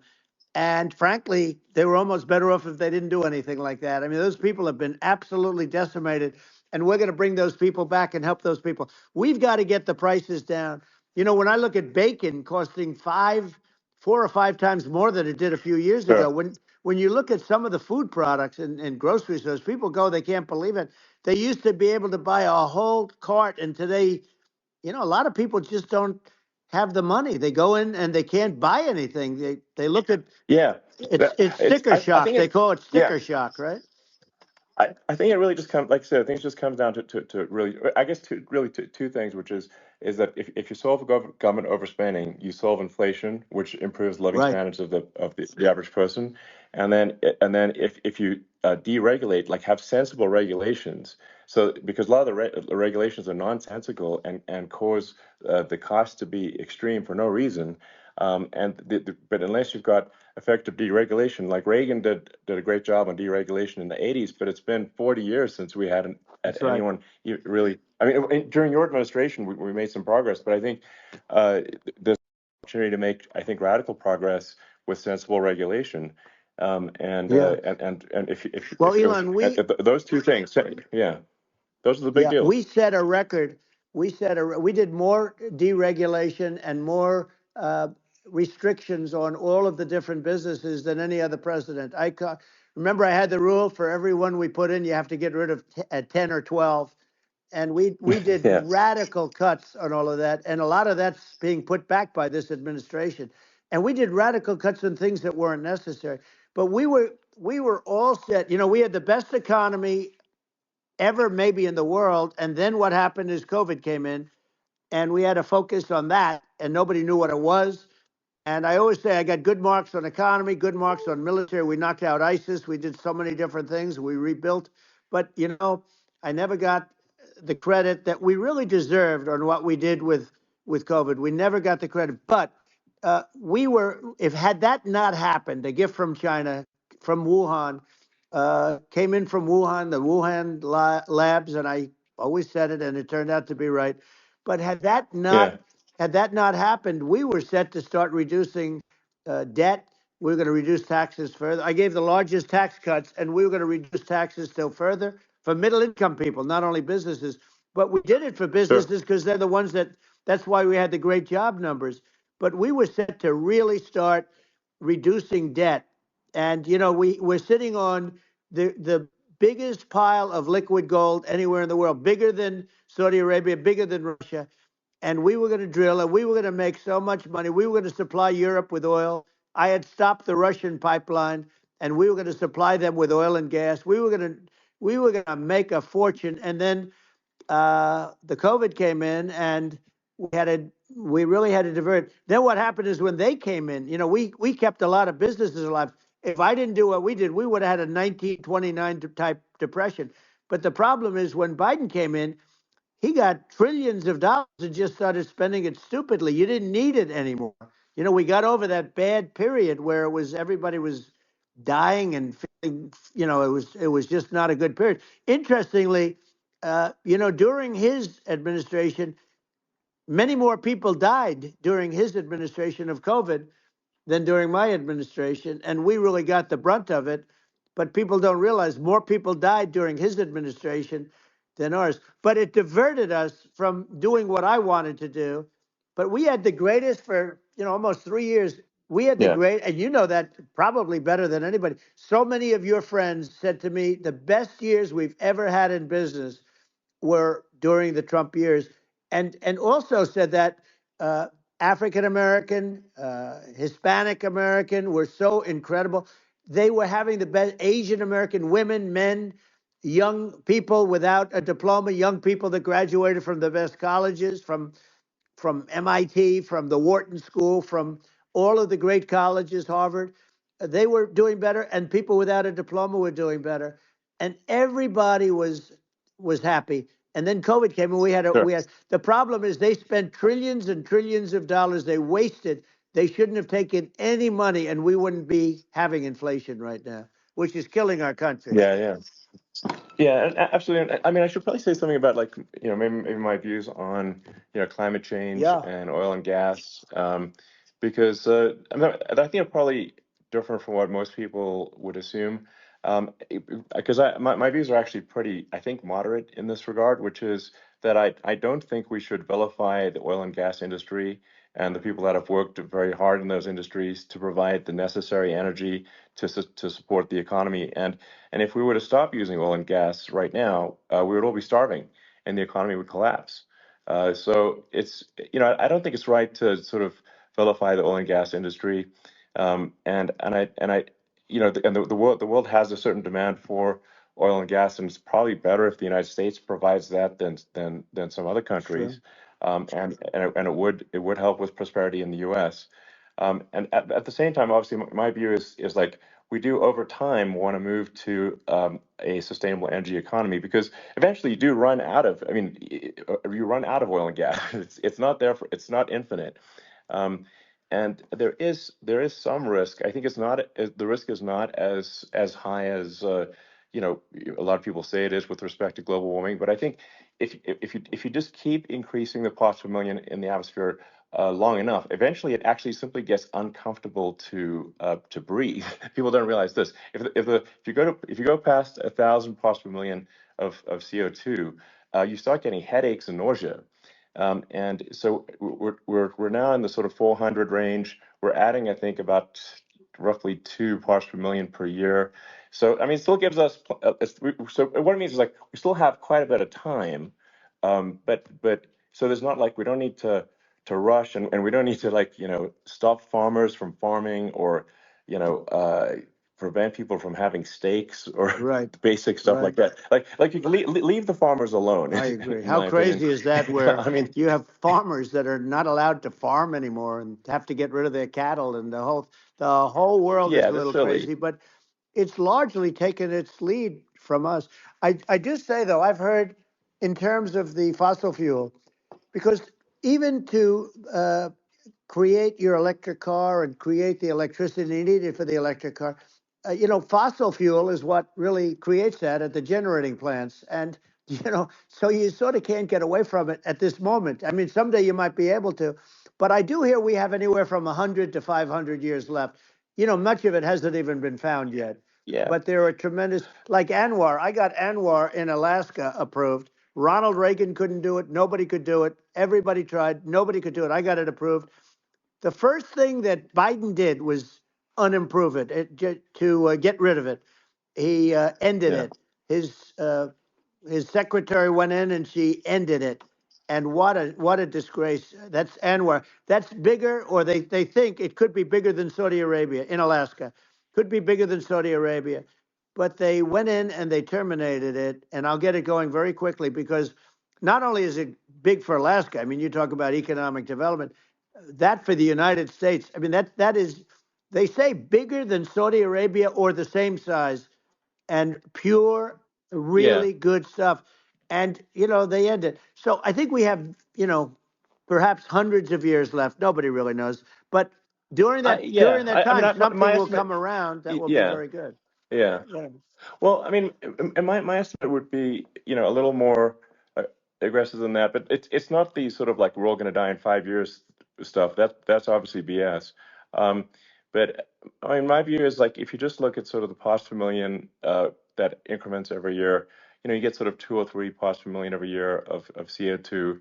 I mean, I think some of that it's problematic if it accelerates, if you start going from 2 or Right. 3 to say 5, and then there may be some situations where you get just a step change increase in the CO2, and I think we don't want to get too close to 1,000 ppm, because like that's actually makes it uncomfortable to breathe. Like just existing in 1,000 ppm CO2 is uncomfortable. That's like that's considered like an industrial hazard. Right. Just so it's that's actually, you start getting headaches and stuff. So it's even without global warming, it's not comfortable to live. So you don't want to get too close to that.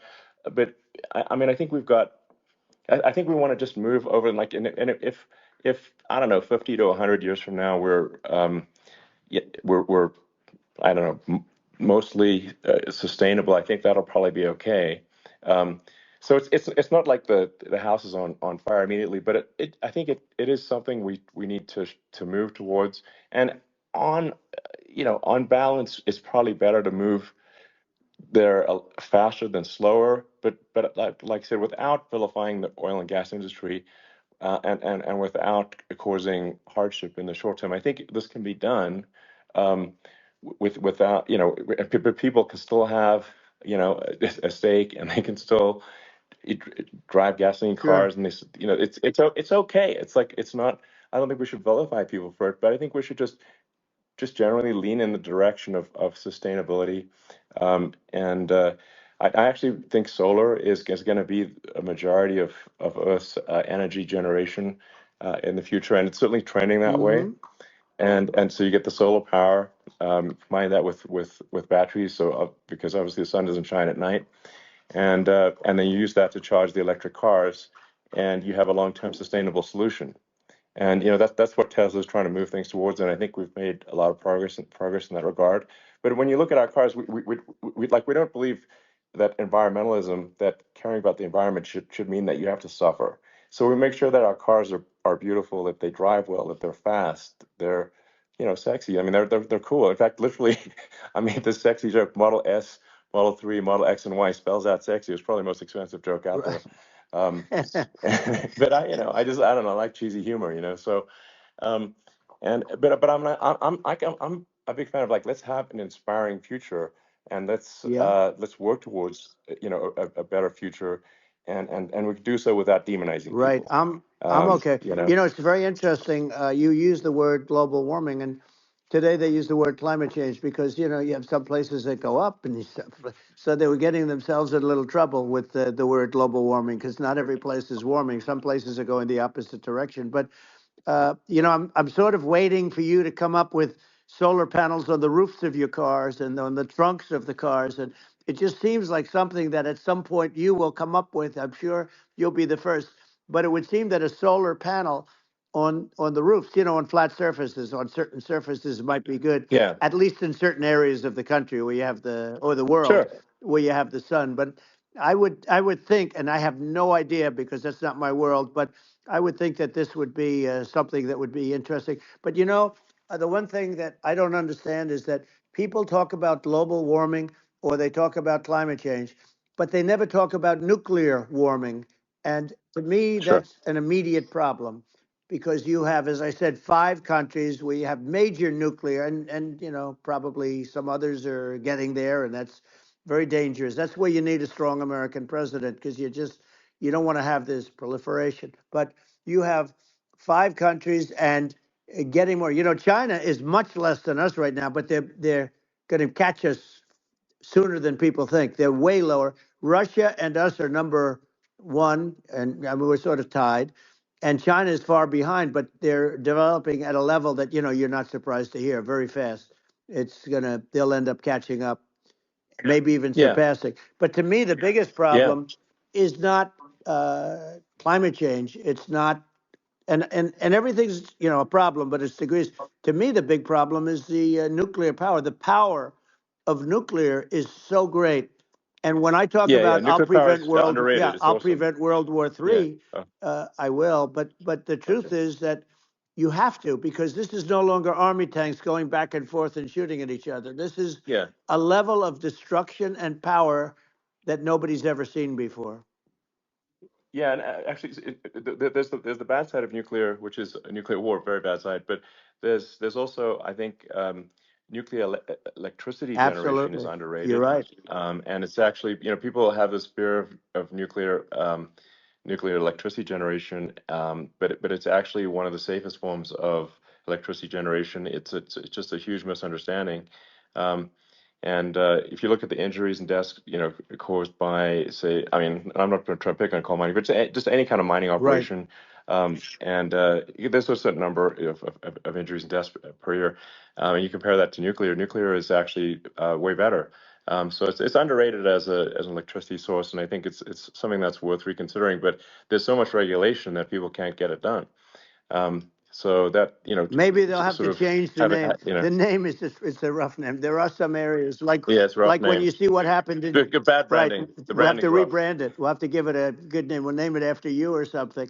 No, it has a branding problem. When you see what happened, it does have a branding problem. When you see what happened in Japan, where they say you won't be able to go on the land for about 3,000 years. Did you ever see that?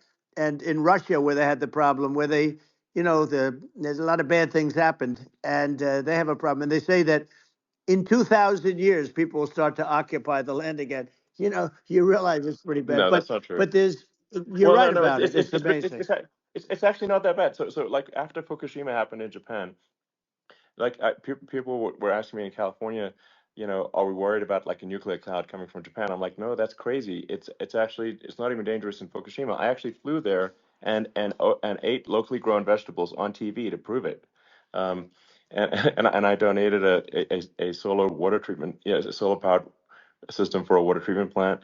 And but you haven't been feeling so well lately, and I'm worried about it. No, but I mean, I'm only kidding. It's fine, It's like Hiroshima and Nagasaki were bombed, but now they're like full cities again. So Right. it's Well, that's clearly great. not That's something great. that.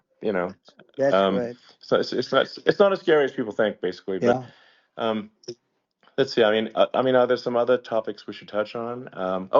Like lawfare. I think Well, we need to be concerned about. what they've done to this country. Obviously, Yeah. yeah. Well, we just won the big I mean, case in Florida.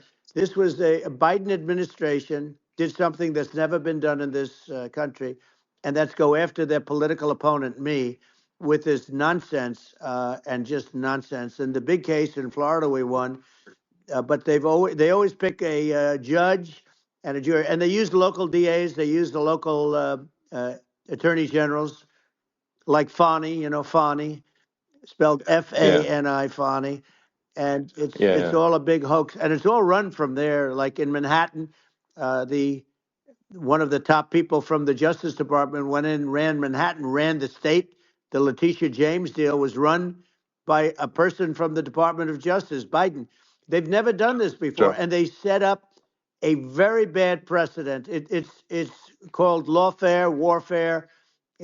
yeah, It's a terrible thing, and never happened in our country. It does happen in banana republics and third world countries, but it's never yeah, happened. And the incredible thing is it actually drove my numbers up because people see, fortunately I have a platform like you, or, in all fairness, like a conversation like this, where I can talk about it and people understand. I mean, you fight for election integrity and you end up getting indicted because you're fighting for election integrity. And when the day comes that you can't fight for election integrity, you don't have a country anymore. So what happens? What yeah, happens is they went after their political opponent, me. Now Biden's, close to vegetable stage, in my opinion. Okay, I looked at him today on the beach, and I said, why would anybody allow him? The guy could barely walk. Why would anybody allow him? Does yeah, he have a political advisor that thinks this looks good? He thinks this looks good because it looks so bad, and it's ridiculous. I mean, and he's been doing right, that right, for a long time. He can't lift the chair. The chair weighs about 3 ounces. It's meant for children and old people to lift, and he can't yeah. lift it. The whole thing is Well, crazy. he's clearly not, he's clearly like we just don't have a president right You now. don't That's have a just obviously the president, and case. she's going to be worse than him Um, because she is a San Francisco liberal who destroyed San Francisco, and then as Attorney General, she destroyed California. You talk about location, and we're talking about the sun and the water and all. There's nothing better than California. She has destroyed that. She was the original DA. She was the original in San Francisco. She was the original Attorney General in California. What she has done to California is, well, you know better than I do. You just left California for a lot of those reasons. And what she's done with crime, with cashless bail, where you kill somebody. I mean, we have states now you kill somebody and they let you out right away. I mean, you don't have to even put up, and then they never find the people unless they kill again, and then they let them out again. Our yeah, country is becoming a very dangerous place. And she is a radical left San Francisco liberal. And now she's trying to protect. Now she's looking like she wants to be more Trump than Trump, if that's possible. I don't think it's possible, but she wants to be more Trump than well, Trump. yeah. I want a wall. I, I I want, think that's you know, she yeah, wants to release all the yeah, prisoners that are in detention, and some of these guys are really bad. right. That just came Yeah, I out just saw today. that. She Yeah, doesn't want to build the wall, even though the walls work. Walls and wheels. In your business, everything you do is obsolete. Almost, well, not the tunnels, but everything is obsolete. Even your rocket ships, they're like a month later, they're obsolete. You find a better way to. The only thing that's not obsolete is a wall and a wheel. And the wall, I built hundreds of miles of wall, and that's why we had such good numbers. I was going to add yeah, 200 miles. We bought it. We could have flipped it up in 3 weeks, and they sold it for 5 cents on the dollar. That meant, I said, wow, that means that they actually do want to have open borders. She wants to have open borders, and now she's going like she's tough on the border. It's such a lie. yeah. This is simply not true. Yeah, This is simply no, not and true. everybody Yeah, knows it's it's simply not not true. true. It's a disgrace that she can Yeah. say it. No, obviously, what's happening sort of overnight is they're rewriting history, and and making Kamala sound like a moderate when in fact she is far left, like far, far left. Worse than Bernie Sanders. She is considered more liberal by far than Bernie Sanders. She's a radical left lunatic. And if she's going to be our president, very quickly, you're not going to have a country anymore. And she'll go back to all of the things that she believes in. She believes in defunding the police. She believes in no fracking, zero. Now all of a sudden she's saying, no, I really want to see fracking. If they got in, the day she got in, she'll end fracking. And by the way, if people didn't think that, the lunatics that really believe in that, they won't vote for her. Like the Palestinians and Israel. She is so anti-Israel, and she's bad for both. Biden actually did something that was impossible. Both sides hate him, both sides. That was a hard thing to do, unification. Yeah, no. I mean, Netanyahu came to give a talk to a joint Senate and House sitting, and I was there, and Kamala stood him up. What does that say? I think it's highly disrespectful. And I say, if you're a Jewish person or if you believe in Israel, if you're a person that, is very pro-Israel, if you vote for her, it's worse than Biden. And Biden was bad. But if you vote for her, you ought to have your head examined. And you see tonight, I mean, as we're doing this, I'm seeing reports coming that they expect an attack tonight or tomorrow from hundreds and maybe thousands of rockets. Their Iron Dome, as they call it, as we all call it, but their shield that they build, that can be swamped. We'll use the term that's appropriate, swamped. But they swamp it by shooting enough missiles. You know this better than anybody. By shooting enough missiles, they can't defend themselves. They just obliterate the whole place. And that's what some people think they're looking to do. And we have no leadership. There's no respect for the United States of America with these people. And I'm telling you, she'll be worse than him because she's a believer in being radical left, and he wasn't. I think you're right. I mean, it's important for the public that may be listening to this to look at Kamala's track record, before the last month, and say, is that a track record you agree with? And I think if you're an independent moderate, you definitely would not agree with it, because it is her behavior has been far left, and we're seeing just an overnight propaganda attempt to rewrite history and make it sound like Kamala's moderate when she in fact is not moderate. Well, her running mate signed into legislation, tampons in boys' bathrooms. Okay, now that's all I have to hear. Tampons in boys' bathrooms, and that means she believes in that too. I mean, she picked this guy because he was the closest to her. A lot of people thought she'd pick sort of the opposite, but she picked an anti-Israel radical left person. But she is far worse, they say, than Bernie Sanders. If we have her as a president, if we have a Democrat at this moment as the president, I don't think our country can survive. I think it's a massive. I think we're in massive trouble, frankly, with the Kamala administration, and that's my honest opinion. And I think really it's essential that you win for the good of the country for this election. And I mean that's understating my opinion. Now you may have seen this, but I got a letter from the EU Commission saying to not have disinformation on during this discussion that we're having, and there's a lot of attempts to do censorship and to force censorship even on Americans from other countries, and what do you think about that? Well, I know the European Union very well. They take great advantage of the United States in trade, as you know. We, through a different forum, NATO, we protect them. And yet, if you build a car in the United States, you can't sell it in Europe. You just can't sell it. It's impossible. The same thing with our farmers. Our farmers find it very difficult to do business. We have a deficit with them of $250 billion, which people don't know. It sounds so nice, the European Union, but let me tell you, they're not as tough as China, but they're bad. And I let them know it. and that's probably why they notified you. No, they don't treat our country well.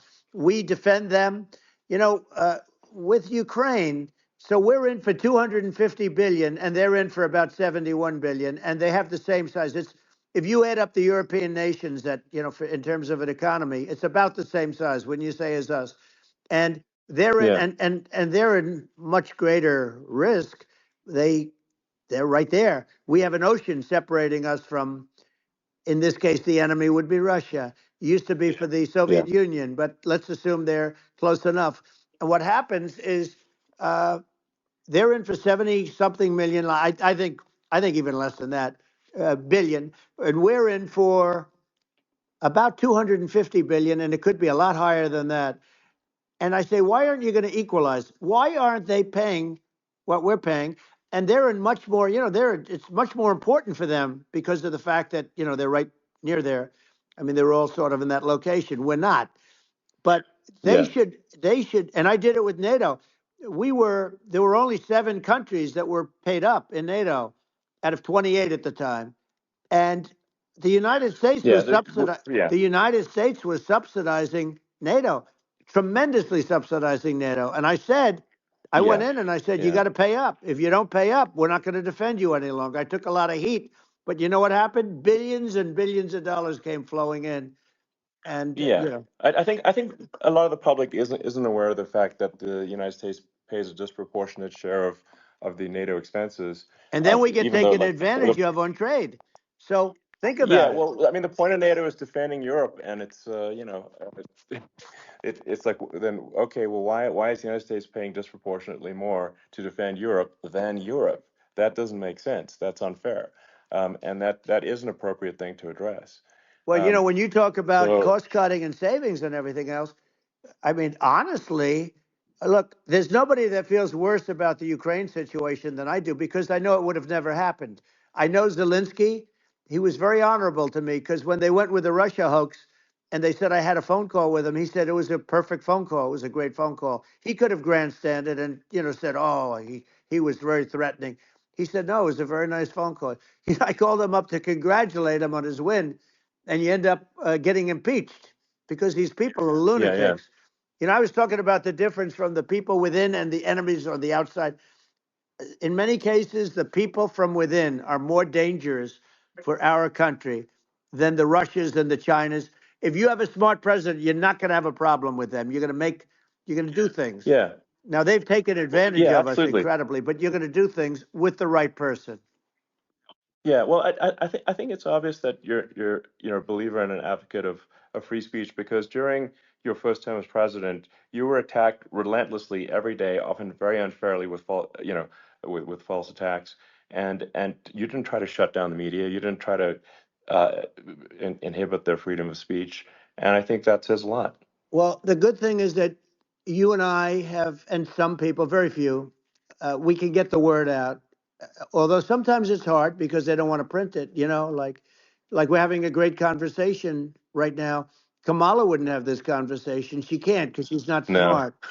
She's not a smart person, by the way. She can't have this conversation. And Biden, we don't even have to talk about it. I mean, he couldn't have this conversation. He would have given up on the first half of a question. He would have walked out. He would have said, "Where am I? Where am I going?" So anyway, but Yeah, no, he wouldn't have this. that's true. Not a lot of people would have this conversation, but we cover a lot of territory. But the beauty is that we can have a conversation, and Yes, you I'm can actually able have a to get it out conversation. without because I get I think treated this is a unfairly this by is a the really press. big point. You can actually have a conversation with you, Yeah, it's nice, isn't it? and you can't have a conversation with Biden or Kamala. It's like it's not possible. That's true. Um, so this is like talking to an NPC. No. So it's just Well, impossible. but think of it. We need a man or person who's unbelievably sharp in order to stop all the nuclear danger and all the dangers that I'm talking about. And I got along with all these. I got along with Kim Jong Un. We had dinner, we had everything, and he really liked me, and I got along with him really well. By the way, he's the absolute boss over there. A lot of people said, "Oh, do you think he really?" That's for Let me sure. tell you, I saw things that you don't want to know about. He is the boss. But we had a good relationship, and he doesn't like Biden. He considers him a stupid man. He said he's a stupid man. Well, at least he speaks his mind. But, you know, in this country, you're not sort of allowed to say it, but I guess you are. You should be allowed to say it if Yeah, it's true. But we need smart people, and we need people that have an ability to lead. And she doesn't have that ability. Can you imagine? Now, you know yeah. Chairman Xi very well. Can you imagine her and him negotiating or No, it's even silly. It would be standing silly. together? It is, the whole Yeah. concept is ridiculous. She is terrible. She's terrible. But she's getting a free ride. I It saw a would. picture of her Yeah, yeah, on Time Magazine today. She looks like the most beautiful actress ever to live. It was a drawing, and yeah, actually, yeah. she looked very much like our great First Lady, Melania. She didn't look, Yeah. she didn't look like Camilla. That's right. But of course, she's a beautiful woman, so we'll leave it at that, right? Yeah, well, maybe like I think part of what people in America want to, people in America want to feel excited and inspired about the future. They want to feel like the It's future is true. going to be better than the past, and that America is going to do things that are greater than we've done in the past, reach Right. new heights that make you proud to be an American, and excited about the future. Um, They want the and I American think dream this, back. They want the American dream back. More important than anything else. It's like you don't have that today because the people, they've been just sucked. They see incompetent people running our. You know, the Biden thing is very interesting. People just found him to be incompetent, and when I debated him, I was like, "Is this for real?" It was Yeah, it was just absurd. But I think there are like some grand projects that we could do. I mean, I think like we could build a base on the moon. We could send American astronauts to Mars. We right. could build high speed Yep. connections that are more advanced than anything else in the world between our cities, so people have fast transport. Um, it's possible to solve traffic with tunnels. That's right. We already made great progress in Vegas doing that, and and just do things that are exciting and inspiring and make the future feel like it's better than the past. Well, I saw And what you did in Vegas, and I'll tell you, it was amazing. I got to see. I took a big glimpse at it, and it's incredible. It's incredible, and you could do that all over. You could do that all over. It's deep. yeah, You and don't that's even need much structure. Assuming you're in the right areas. no, it's It's straightforward. amazing. So I think we could do some things that like China's got incredible high speed rail between its cities, but I think it's actually possible with tunnels if with deregulation with an ability to actually where it's like legal to actually do the tunnels. Then you could have high speed tunnels that are actually better than anything else in the world for high speed transport between Yeah. cities, and that would be something that Americans can say, "Wow, okay, we've got something that's cooler than anyone else in the Yeah. world." That's the kind of thing that makes you proud to be an And American. much safer than surface trains where there is a danger there, with people, with crazy Yeah, people. It's much safer, much better. And, it's sad because I've seen some of the greatest trains. I find it fascinating. And I've seen the systems and how they work, and the bullet trains, they call them, I guess. And yeah, they go unbelievably fast, unbelievably comfortable with no problems. And we don't have anything like that in this country, not even close. And yeah. it doesn't make sense that we don't. Doesn't make sense. Yeah, and I think also like there's I'm kind of hopping on the excess regulation, but I think something that um like I think people can generally understand is that what happens with laws and regulations is that there's more and more of them every year, and unless there's a process to clean them up, eventually everything becomes You're right. illegal, and that actually it slows down the development of new technologies. I mean, if you take the sort of like I think there's room for some reform at the FDA Yeah. for Yeah. improving the speed with which we approve drugs that could help save lives and improve people's Yeah. lives. And I worked very hard and on that. We got that down yeah, to the lowest number ever, and we got therapeutics approved in the FDA that people can't even believe the speed. But I took them on. I don't think they like me too much, but I got things approved in the FDA at numbers that they wouldn't believe. And it's a very bureaucratic group. Actually, it's a fine group of people in many cases. I got to know a lot of them, but I was pushing them really hard for Regeneron, for so many different things that were really pretty amazing. But the FDA takes too long. It's 12 years to get a product approved. I got it down to 4. and I Yeah. got some things done very quickly, but it's really something that is going to have to be worked on because it takes too long. Just takes too long. Yeah, it just takes too long, and it's you end up in the same with the approval, but it's just it takes years instead of something that I think could potentially take Yeah, months, that improves people's lives. And I yeah, think I just wanted to sort of hop on this point that like there has to be an active process for reducing rules and regulations, because otherwise they just keep building up every year, yep. and you get like hardening of the arteries, and eventually everything's illegal, or takes forever, and then we just we just ossify as a society. We can't make any Yeah. progress, and that's it's a really big Well, deal. Elon, just So getting back to the FDA for 1 second, I got something done called Right to Try. This is where you can go in and if you're terminally ill, you can use a space age, medicine or whatever it may be. We have the best doctors, the best labs in the world. We really do. And but people would go to other countries because you couldn't use the product, even if they thought it worked, because it's going through the FDA. I got it approved yeah, where you can yeah, you basically you look, nobody wanted, the doctors didn't want it because of the liability, the country didn't want it, our country, because they didn't want to get sued. These are people terminally ill. The insurance companies didn't want it, and the pharmaceutical companies, nobody wanted it. I got everybody into a room, and we came up with an agreement that you won't get sued. And also, they didn't want it on their record. If somebody's terminally ill and they die after taking a drug, they didn't want that on their record. So we set a separate list. If somebody was, so it wouldn't count as a negative. yeah, Okay. And as you know, we got it yeah, done. We have saved Right to Try. They've been trying to get this done for 58 yeah, years. And it sounds simple, but it wasn't because the insurance companies, nobody wanted it, but we got it done. sure, Somebody signs, you sign a document that you're not going to sue the insurance companies, the country, you're not going to sue anybody. And we got it done. And we're saving tens of thousands of lives. Right to Try. Hopefully you never need it. But if you yeah, do, you don't have to travel to Asia. People, right, if they had money, they go to yeah, Asia, they go sure, to Europe. If they don't have money, they go home and die. That's what happened. They'd go home and yeah. die.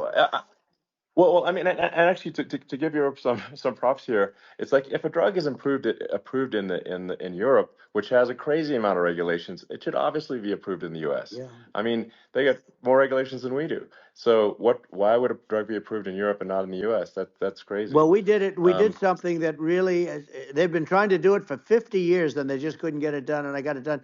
And it's really something. But you're right. Some people go to Europe because a drug isn't approved here, but it's approved in Europe. And it's a drug that, generally speaking, would yeah, work. It's pretty crazy. You're absolutely. right. And I think so, so long as people are properly informed of the pros and cons, and like these are the risks, this is the risk, and like you make your own decision. Yeah. That makes sense. Well, I think just, So in sort of closing up, and by the way, I'm looking at the numbers. You got a lot of people listening. I hope you don't get yeah, nervous because you got a lot of people listening to you right now, like 60 million or something. What is that number? It's crazy. It's amazing how you can see that right away. What is the number? Wow. well, Wow. I think in Wow, terms of that's a people that's a that big that's bigger than you said. You said 25 and you're much more than double that number, 25 million. I think you're going to be 60 or 70. And I guess over a period of time, hey, I congratulate you. Do I get paid for this or not? well, I think actually in terms of the number of people that will hear this conversation over the next few days to Right. weeks, it's going to be hundreds of That's what they millions. say. Yeah, that's good. Well, look, it's an Yeah. honor. But I just asked this, are you better off now or were you better off when I was president? Nobody's better off now. People, we put out polls on that and nobody's better off now. Inflation has killed it. And they also feel very unsafe. You look at what's going on with a lot of different things. You look at the riots we had at the Yeah. colleges over, I mean, it's ridiculous, but Right. all of the riots, they just feel unsafe. And now they really feel unsafe because you have a new form of crime. It's called migrant crime. I call it Biden Well, migrant yeah. crime. Maybe I'll call it Well, Kamala migrant crime. But I mean, with all these things, I always try to get to the ground truth by just asking people.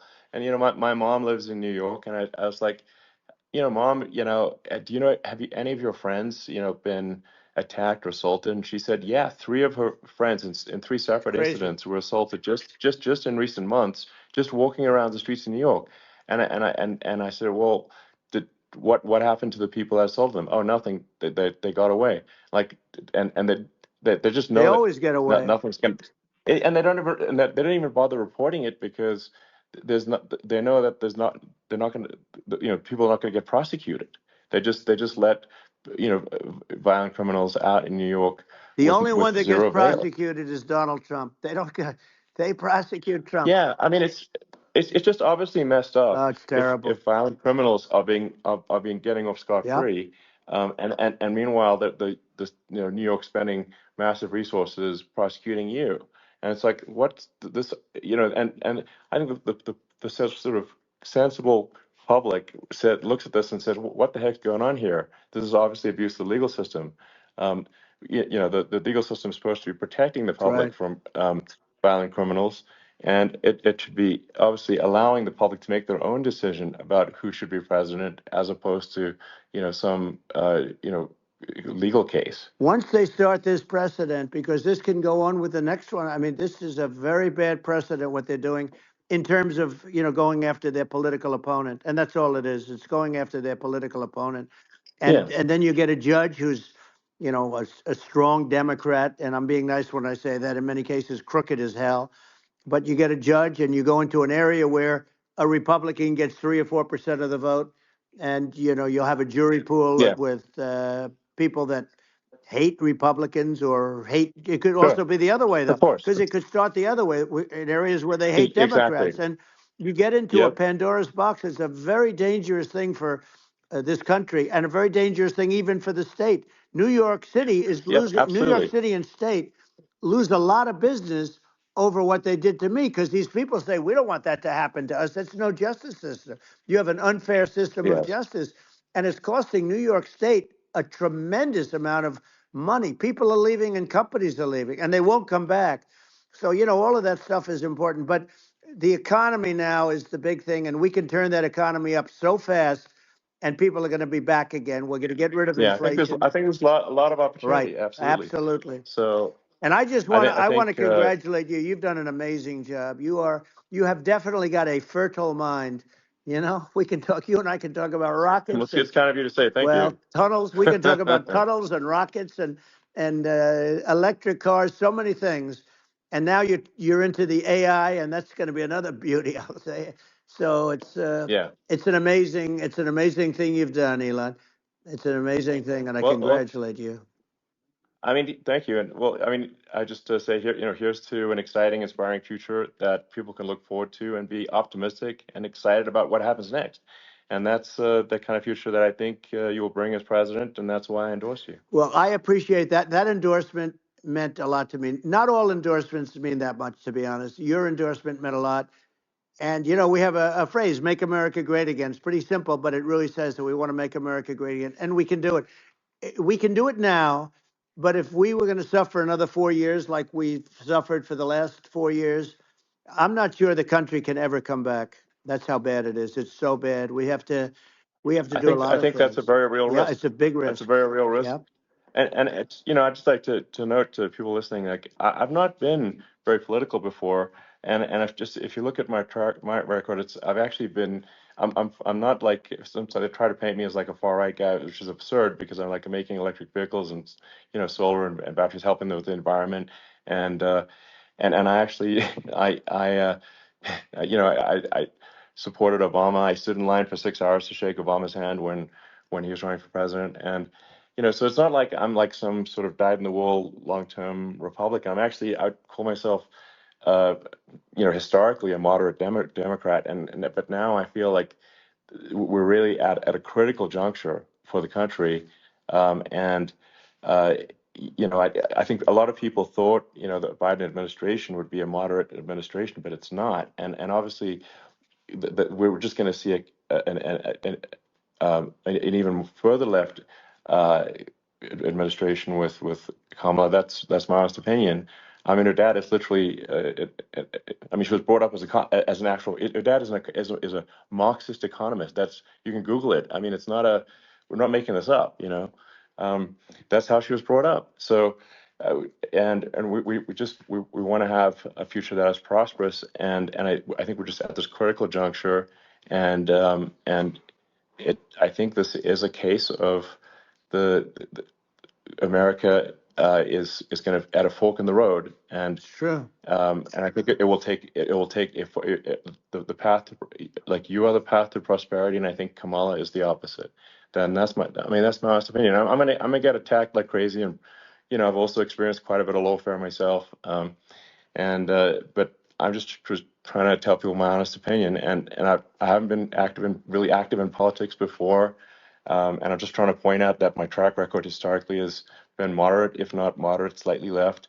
And so this is to people out there who are in the moderate camp to say, I think you should support Donald Trump for president. And I think it's actually a very important junction in the road, and we're in deep trouble if it goes the other way. Well, I want to thank you. And, I actually always did think of you as somewhat left. I must say that. So it's Yeah. even more of an Well, honor to have yeah. your endorsement. I know how strong you feel about it. But, when you think of her, San Francisco, 15 years ago, I had a great friend, Bob Tish. He said it's the greatest city in America. And now it's almost not livable there. And California likewise. And she was involved in the destruction of San Francisco and the destruction of California. And she will be involved in the destruction of our country if people are so unwise as to elect her. And I hope that doesn't happen. And I hope the elections are going to be run honestly. And we're going to turn this country around. We're going to do things and we can do it fairly quickly. And we have to get rid of the criminals that have been, given to us by other countries as they laugh. They laugh at us. They think we're stupid to accept these people. These are radical, stone cold killers in many cases and terrorists. And they're in our country by the hundreds of thousands. Yeah. And we have to take them out. Yeah. I mean, if I could summarize it, perhaps, I think these are issues that I think most people in America would agree with, which is that we want safe and clean cities, we want secure borders, we want sensible government spending, we want to restore both the perception and reality of respect in the judicial system, just, stop the lawfare, and I think that's like, and how are those even right-wing positions? I think those are that's just common sense, and that's I mean, would you agree with that? 100%. I don't understand, the whole, they call it progressive. They don't like the word liberal anymore, but call it liberal or progressive. I don't understand how somebody could say that it's okay for them to empty prisons into our country. And again, I told you their crime rates all over the world are going way down, which makes sense. In fact, the next time what we'll do is, if something happens with this election, which would be a horror show, we'll meet the next time in Venezuela, because it'll be a far safer place to meet than our country. Okay, so you and I will go and we'll have a meeting and dinner in Venezuela, because that's what's happening. Their crime rate's coming down and our crime rate's going through the roof. And it's so simple. And you haven't seen anything yet, because these people have come into our country and they're just getting acclimated. And they don't know about being politically correct law enforcement or lack of law enforcement. And our police, I have to just end with this. We have great police. We have great law enforcement, but they're not allowed to do their job. They have to be able to do their job without being destroyed. Well, absolutely, and it's obviously demoralizing if you're a police officer risking your life to arrest violent criminals who could kill you and do kill you sometimes, and then you arrest the violent criminal, and then the DA doesn't prosecute and just let the guy out. Yeah. Well, then, like, why should a police officer risk their life to arrest a violent felon? Well, even worse, Elon, if nothing's going to happen. Even worse, they prosecute the police officer. They go after it and they prosecute the police officer, and they take away his pension. They take away his job. He loses his family. He loses his house. Well, I thought it was very telling, like incredibly telling, that when there was that case where sort of a gang of thugs beat up police officers. I think it was in Times Square in New York, and then nothing happened to those guys. They were let out, zero bail, and I think a bunch of them were given free tickets to California. Well, what is I mean, that is that is a gross indignity against the United States, and that's how, I mean, this is insane. Like, have we lost all pride? What that, how can such a thing be allowed to occur? I've never seen anything. You You know, know? we see where they get shot. It's a very dangerous profession, but it's something they're very proud of, and they want to be able to do their job. But I've seen them get shot. I've seen a lot of things. But I've never seen where these guys are standing in the middle of a big street, everybody watching them, and they're literally boxing, like punching, stand up fighting a police officer. There were two of them, and you Yeah, had about six yeah, of yeah. these guys, and they're punching the hell out of them. And in their own country, they would be dead if they did that. They'd be shot. They Yes. would be shot instantly. And you know, they come from these countries, and it's taking them a while to realize that we don't do that in this country. But in their own Yeah, country, if they stood on a street and had a fight with a police officer, they would be shot. There's no political correctness. And yeah. It's it's just such a sad thing to see. And that's the reason you have crime, by the way, yeah, because we don't do anything about yeah. it. Yeah, we just cannot have a situation where our police officers are beaten up on camera by, you know, a gang of illegal immigrants, and then nothing happens to the guys that beat up the cops. I mean, and they're let out. This is Well, we're going to unacceptable. change it, Um, and we're going to get them out of the country. You know, when I first got involved, they said you couldn't get them back to these countries. You couldn't take them back. In the case of Guatemala, Honduras, El Salvador, some others, you couldn't get them back. And I said, really? Oh, you can't get them back? Because under Obama, he couldn't get them back. They'd fly them in, and they'd put planes on the runways in these countries so you couldn't land the plane. They'd bring them back. And the generals told me, sir, we can't bring them back. The countries won't accept MS-13 gang members. They won't accept them. And I said, really, how much do we pay these various countries in terms of economic aid, which is also somewhat ridiculous? And the answer was $750 million. I said, good. Tell them they're in default. They're delinquent. We're not paying them anymore because they won't accept yeah, their. it's And you know what happened? They all called me, yeah, every one yeah, of them. They said, we would be honored to take them back, sir. We would be honored. It was so easy. But it's one of those things. And we got them back. We took in so many, you know, MS-13 is probably yeah, the worst gangs in the world. They're the most vicious, violent. We took them out of here by the thousands and got them out of here. And their countries took them back. And because I said, you're not getting any more economic aid.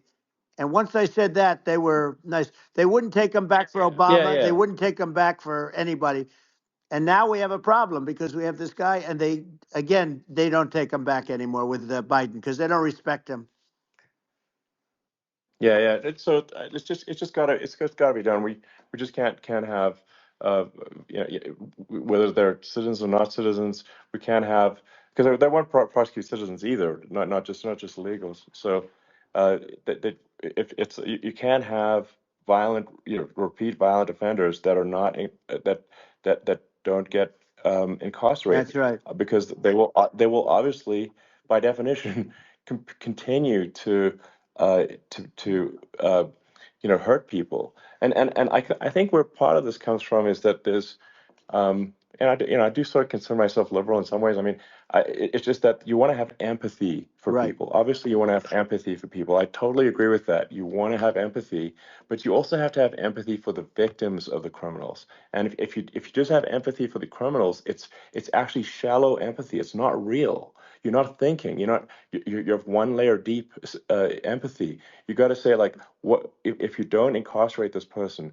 Who are they going to hurt? Who are they might kill someone. They might rape someone.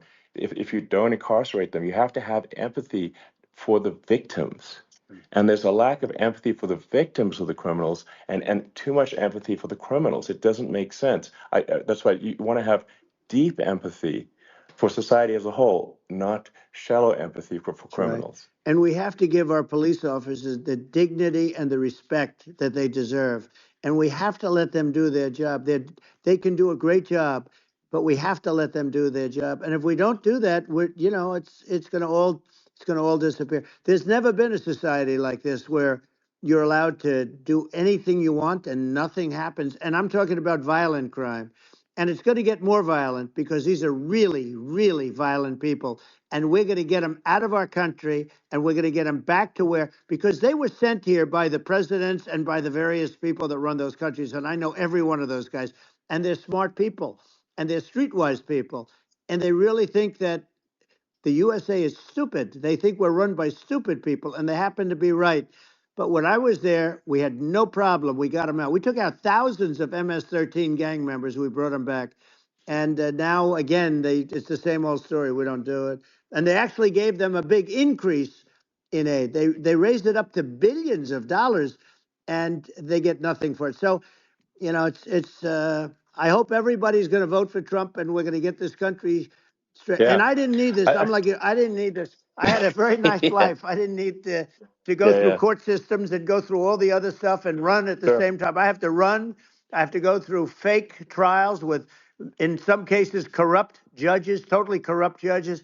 I didn't need it. I had a nice life. I have great locations. I have beautiful oceans that I have places. But I felt it was important. And if I had to do it over again, you probably think I'm crazy for doing it, actually. But if I had to do it over again, I would have done it over again, because this is so much more important than me or my life. We're going to save this country. This country is going down. And these people are bad people that we're running against, and they're liars. They make statements. They do things that are so bad. They say they're going to make a strong border. They say they've been great on the border, and they've been the worst in history. They say they're going to It's stop horrible. crime. Like the And facts speak for themselves. The it's so facts incredible. speak for themselves. Like it's gotten to the point where people just don't even bother reporting crime in a lot of That's cities right. because they know nothing is going to happen. That's what I hear anecdotally from people all the time. So it's just my values. I'm just saying to people out there, like the things I think are important for the future is like we've got to have safe cities, we've got to have secure borders, we've got to have sensible spending, and we've got to have deregulation, and Right. so we can have a prosperous future. And then we want to have some exciting, sort of moonshot projects that people can get fired up about. And that's the future I'm looking for. And I'm pro environment, but I'm not against. I'm not like I don't think we should vilify the oil and gas industry because they're keeping civilization going right now. And but I do think we want to move at a reasonable speed towards a sustainable energy economy. Those are my values, and I think and so I mean that's why I'm supporting you for president. Well, I appreciate it. We're going to give incentive to companies to come into our country, not to leave our country. We're going to be giving tremendous incentives. We want companies to build here, not to build in other locations. And we want to create jobs. And again, it's about the American dream. You don't hear about the American dream anymore, Elon. You're the American dream in the truest sense, but you don't hear about the American dream anymore. And you're going to hear about it. People, they need that incentive to go out and do it. And they're going to love their lives. I mean, they're going to look forward to getting up in the morning and going to a job that they love, not a job that they can't stand, or not any job at all where they have no money, where they literally have no money, and then they end up with violence and lots of other problems. No, we're going to do some great things. And I learned a lot in the first. We had a great economy and all of that. We rebuilt the military. We did so much, but I also learned the best people. I learned the good people, the smart people, the dumb people, the people that can do things. The people, you learn. When I first came in, I tell people I was in Washington, D.C. only 17 times, according to the fake news media. I was in 17 times. I never stayed over. And you don't know people. You rely on other people to give you names, and then you realize the people you relied on weren't so good. Now, we had great people, but we also had some where I wouldn't have, used them had I known. Now I know everybody. And I think we're going to really turn things around fast. We have no choice. Otherwise, we're not going to have a country. And I really appreciate this. To me, it's been a lot of fun being with you. You're an amazing guy. You've done an incredible job and a great inspiration to people, a great inspiration. And I hope you keep going and just continue to do well. And we're going to have a big election coming up. And I think November 5th will be the most important day in the history of our country. I think that election will be the most important election. And I think it'll end up being maybe the most important day in the history of our country, because if we don't win, I just feel so sorry for everybody. No, I think we're at a fork in the road of destiny of civilization, and I think we need to take the right path, and I think you're you're the right path. So I think Well, that's what it comes down to. thank you very much, Elon. It's a great honor, and we'll do it again sometime. And it's been really fun, and I hope you got a lot of viewers. I hear you got a lot, but I hope you Sure. got Yeah. I know you got a lot of them. So I appreciate it. I'll see you soon. All right. Sounds good. Thank you. Thank you, Elon. Thank you very much. Bye.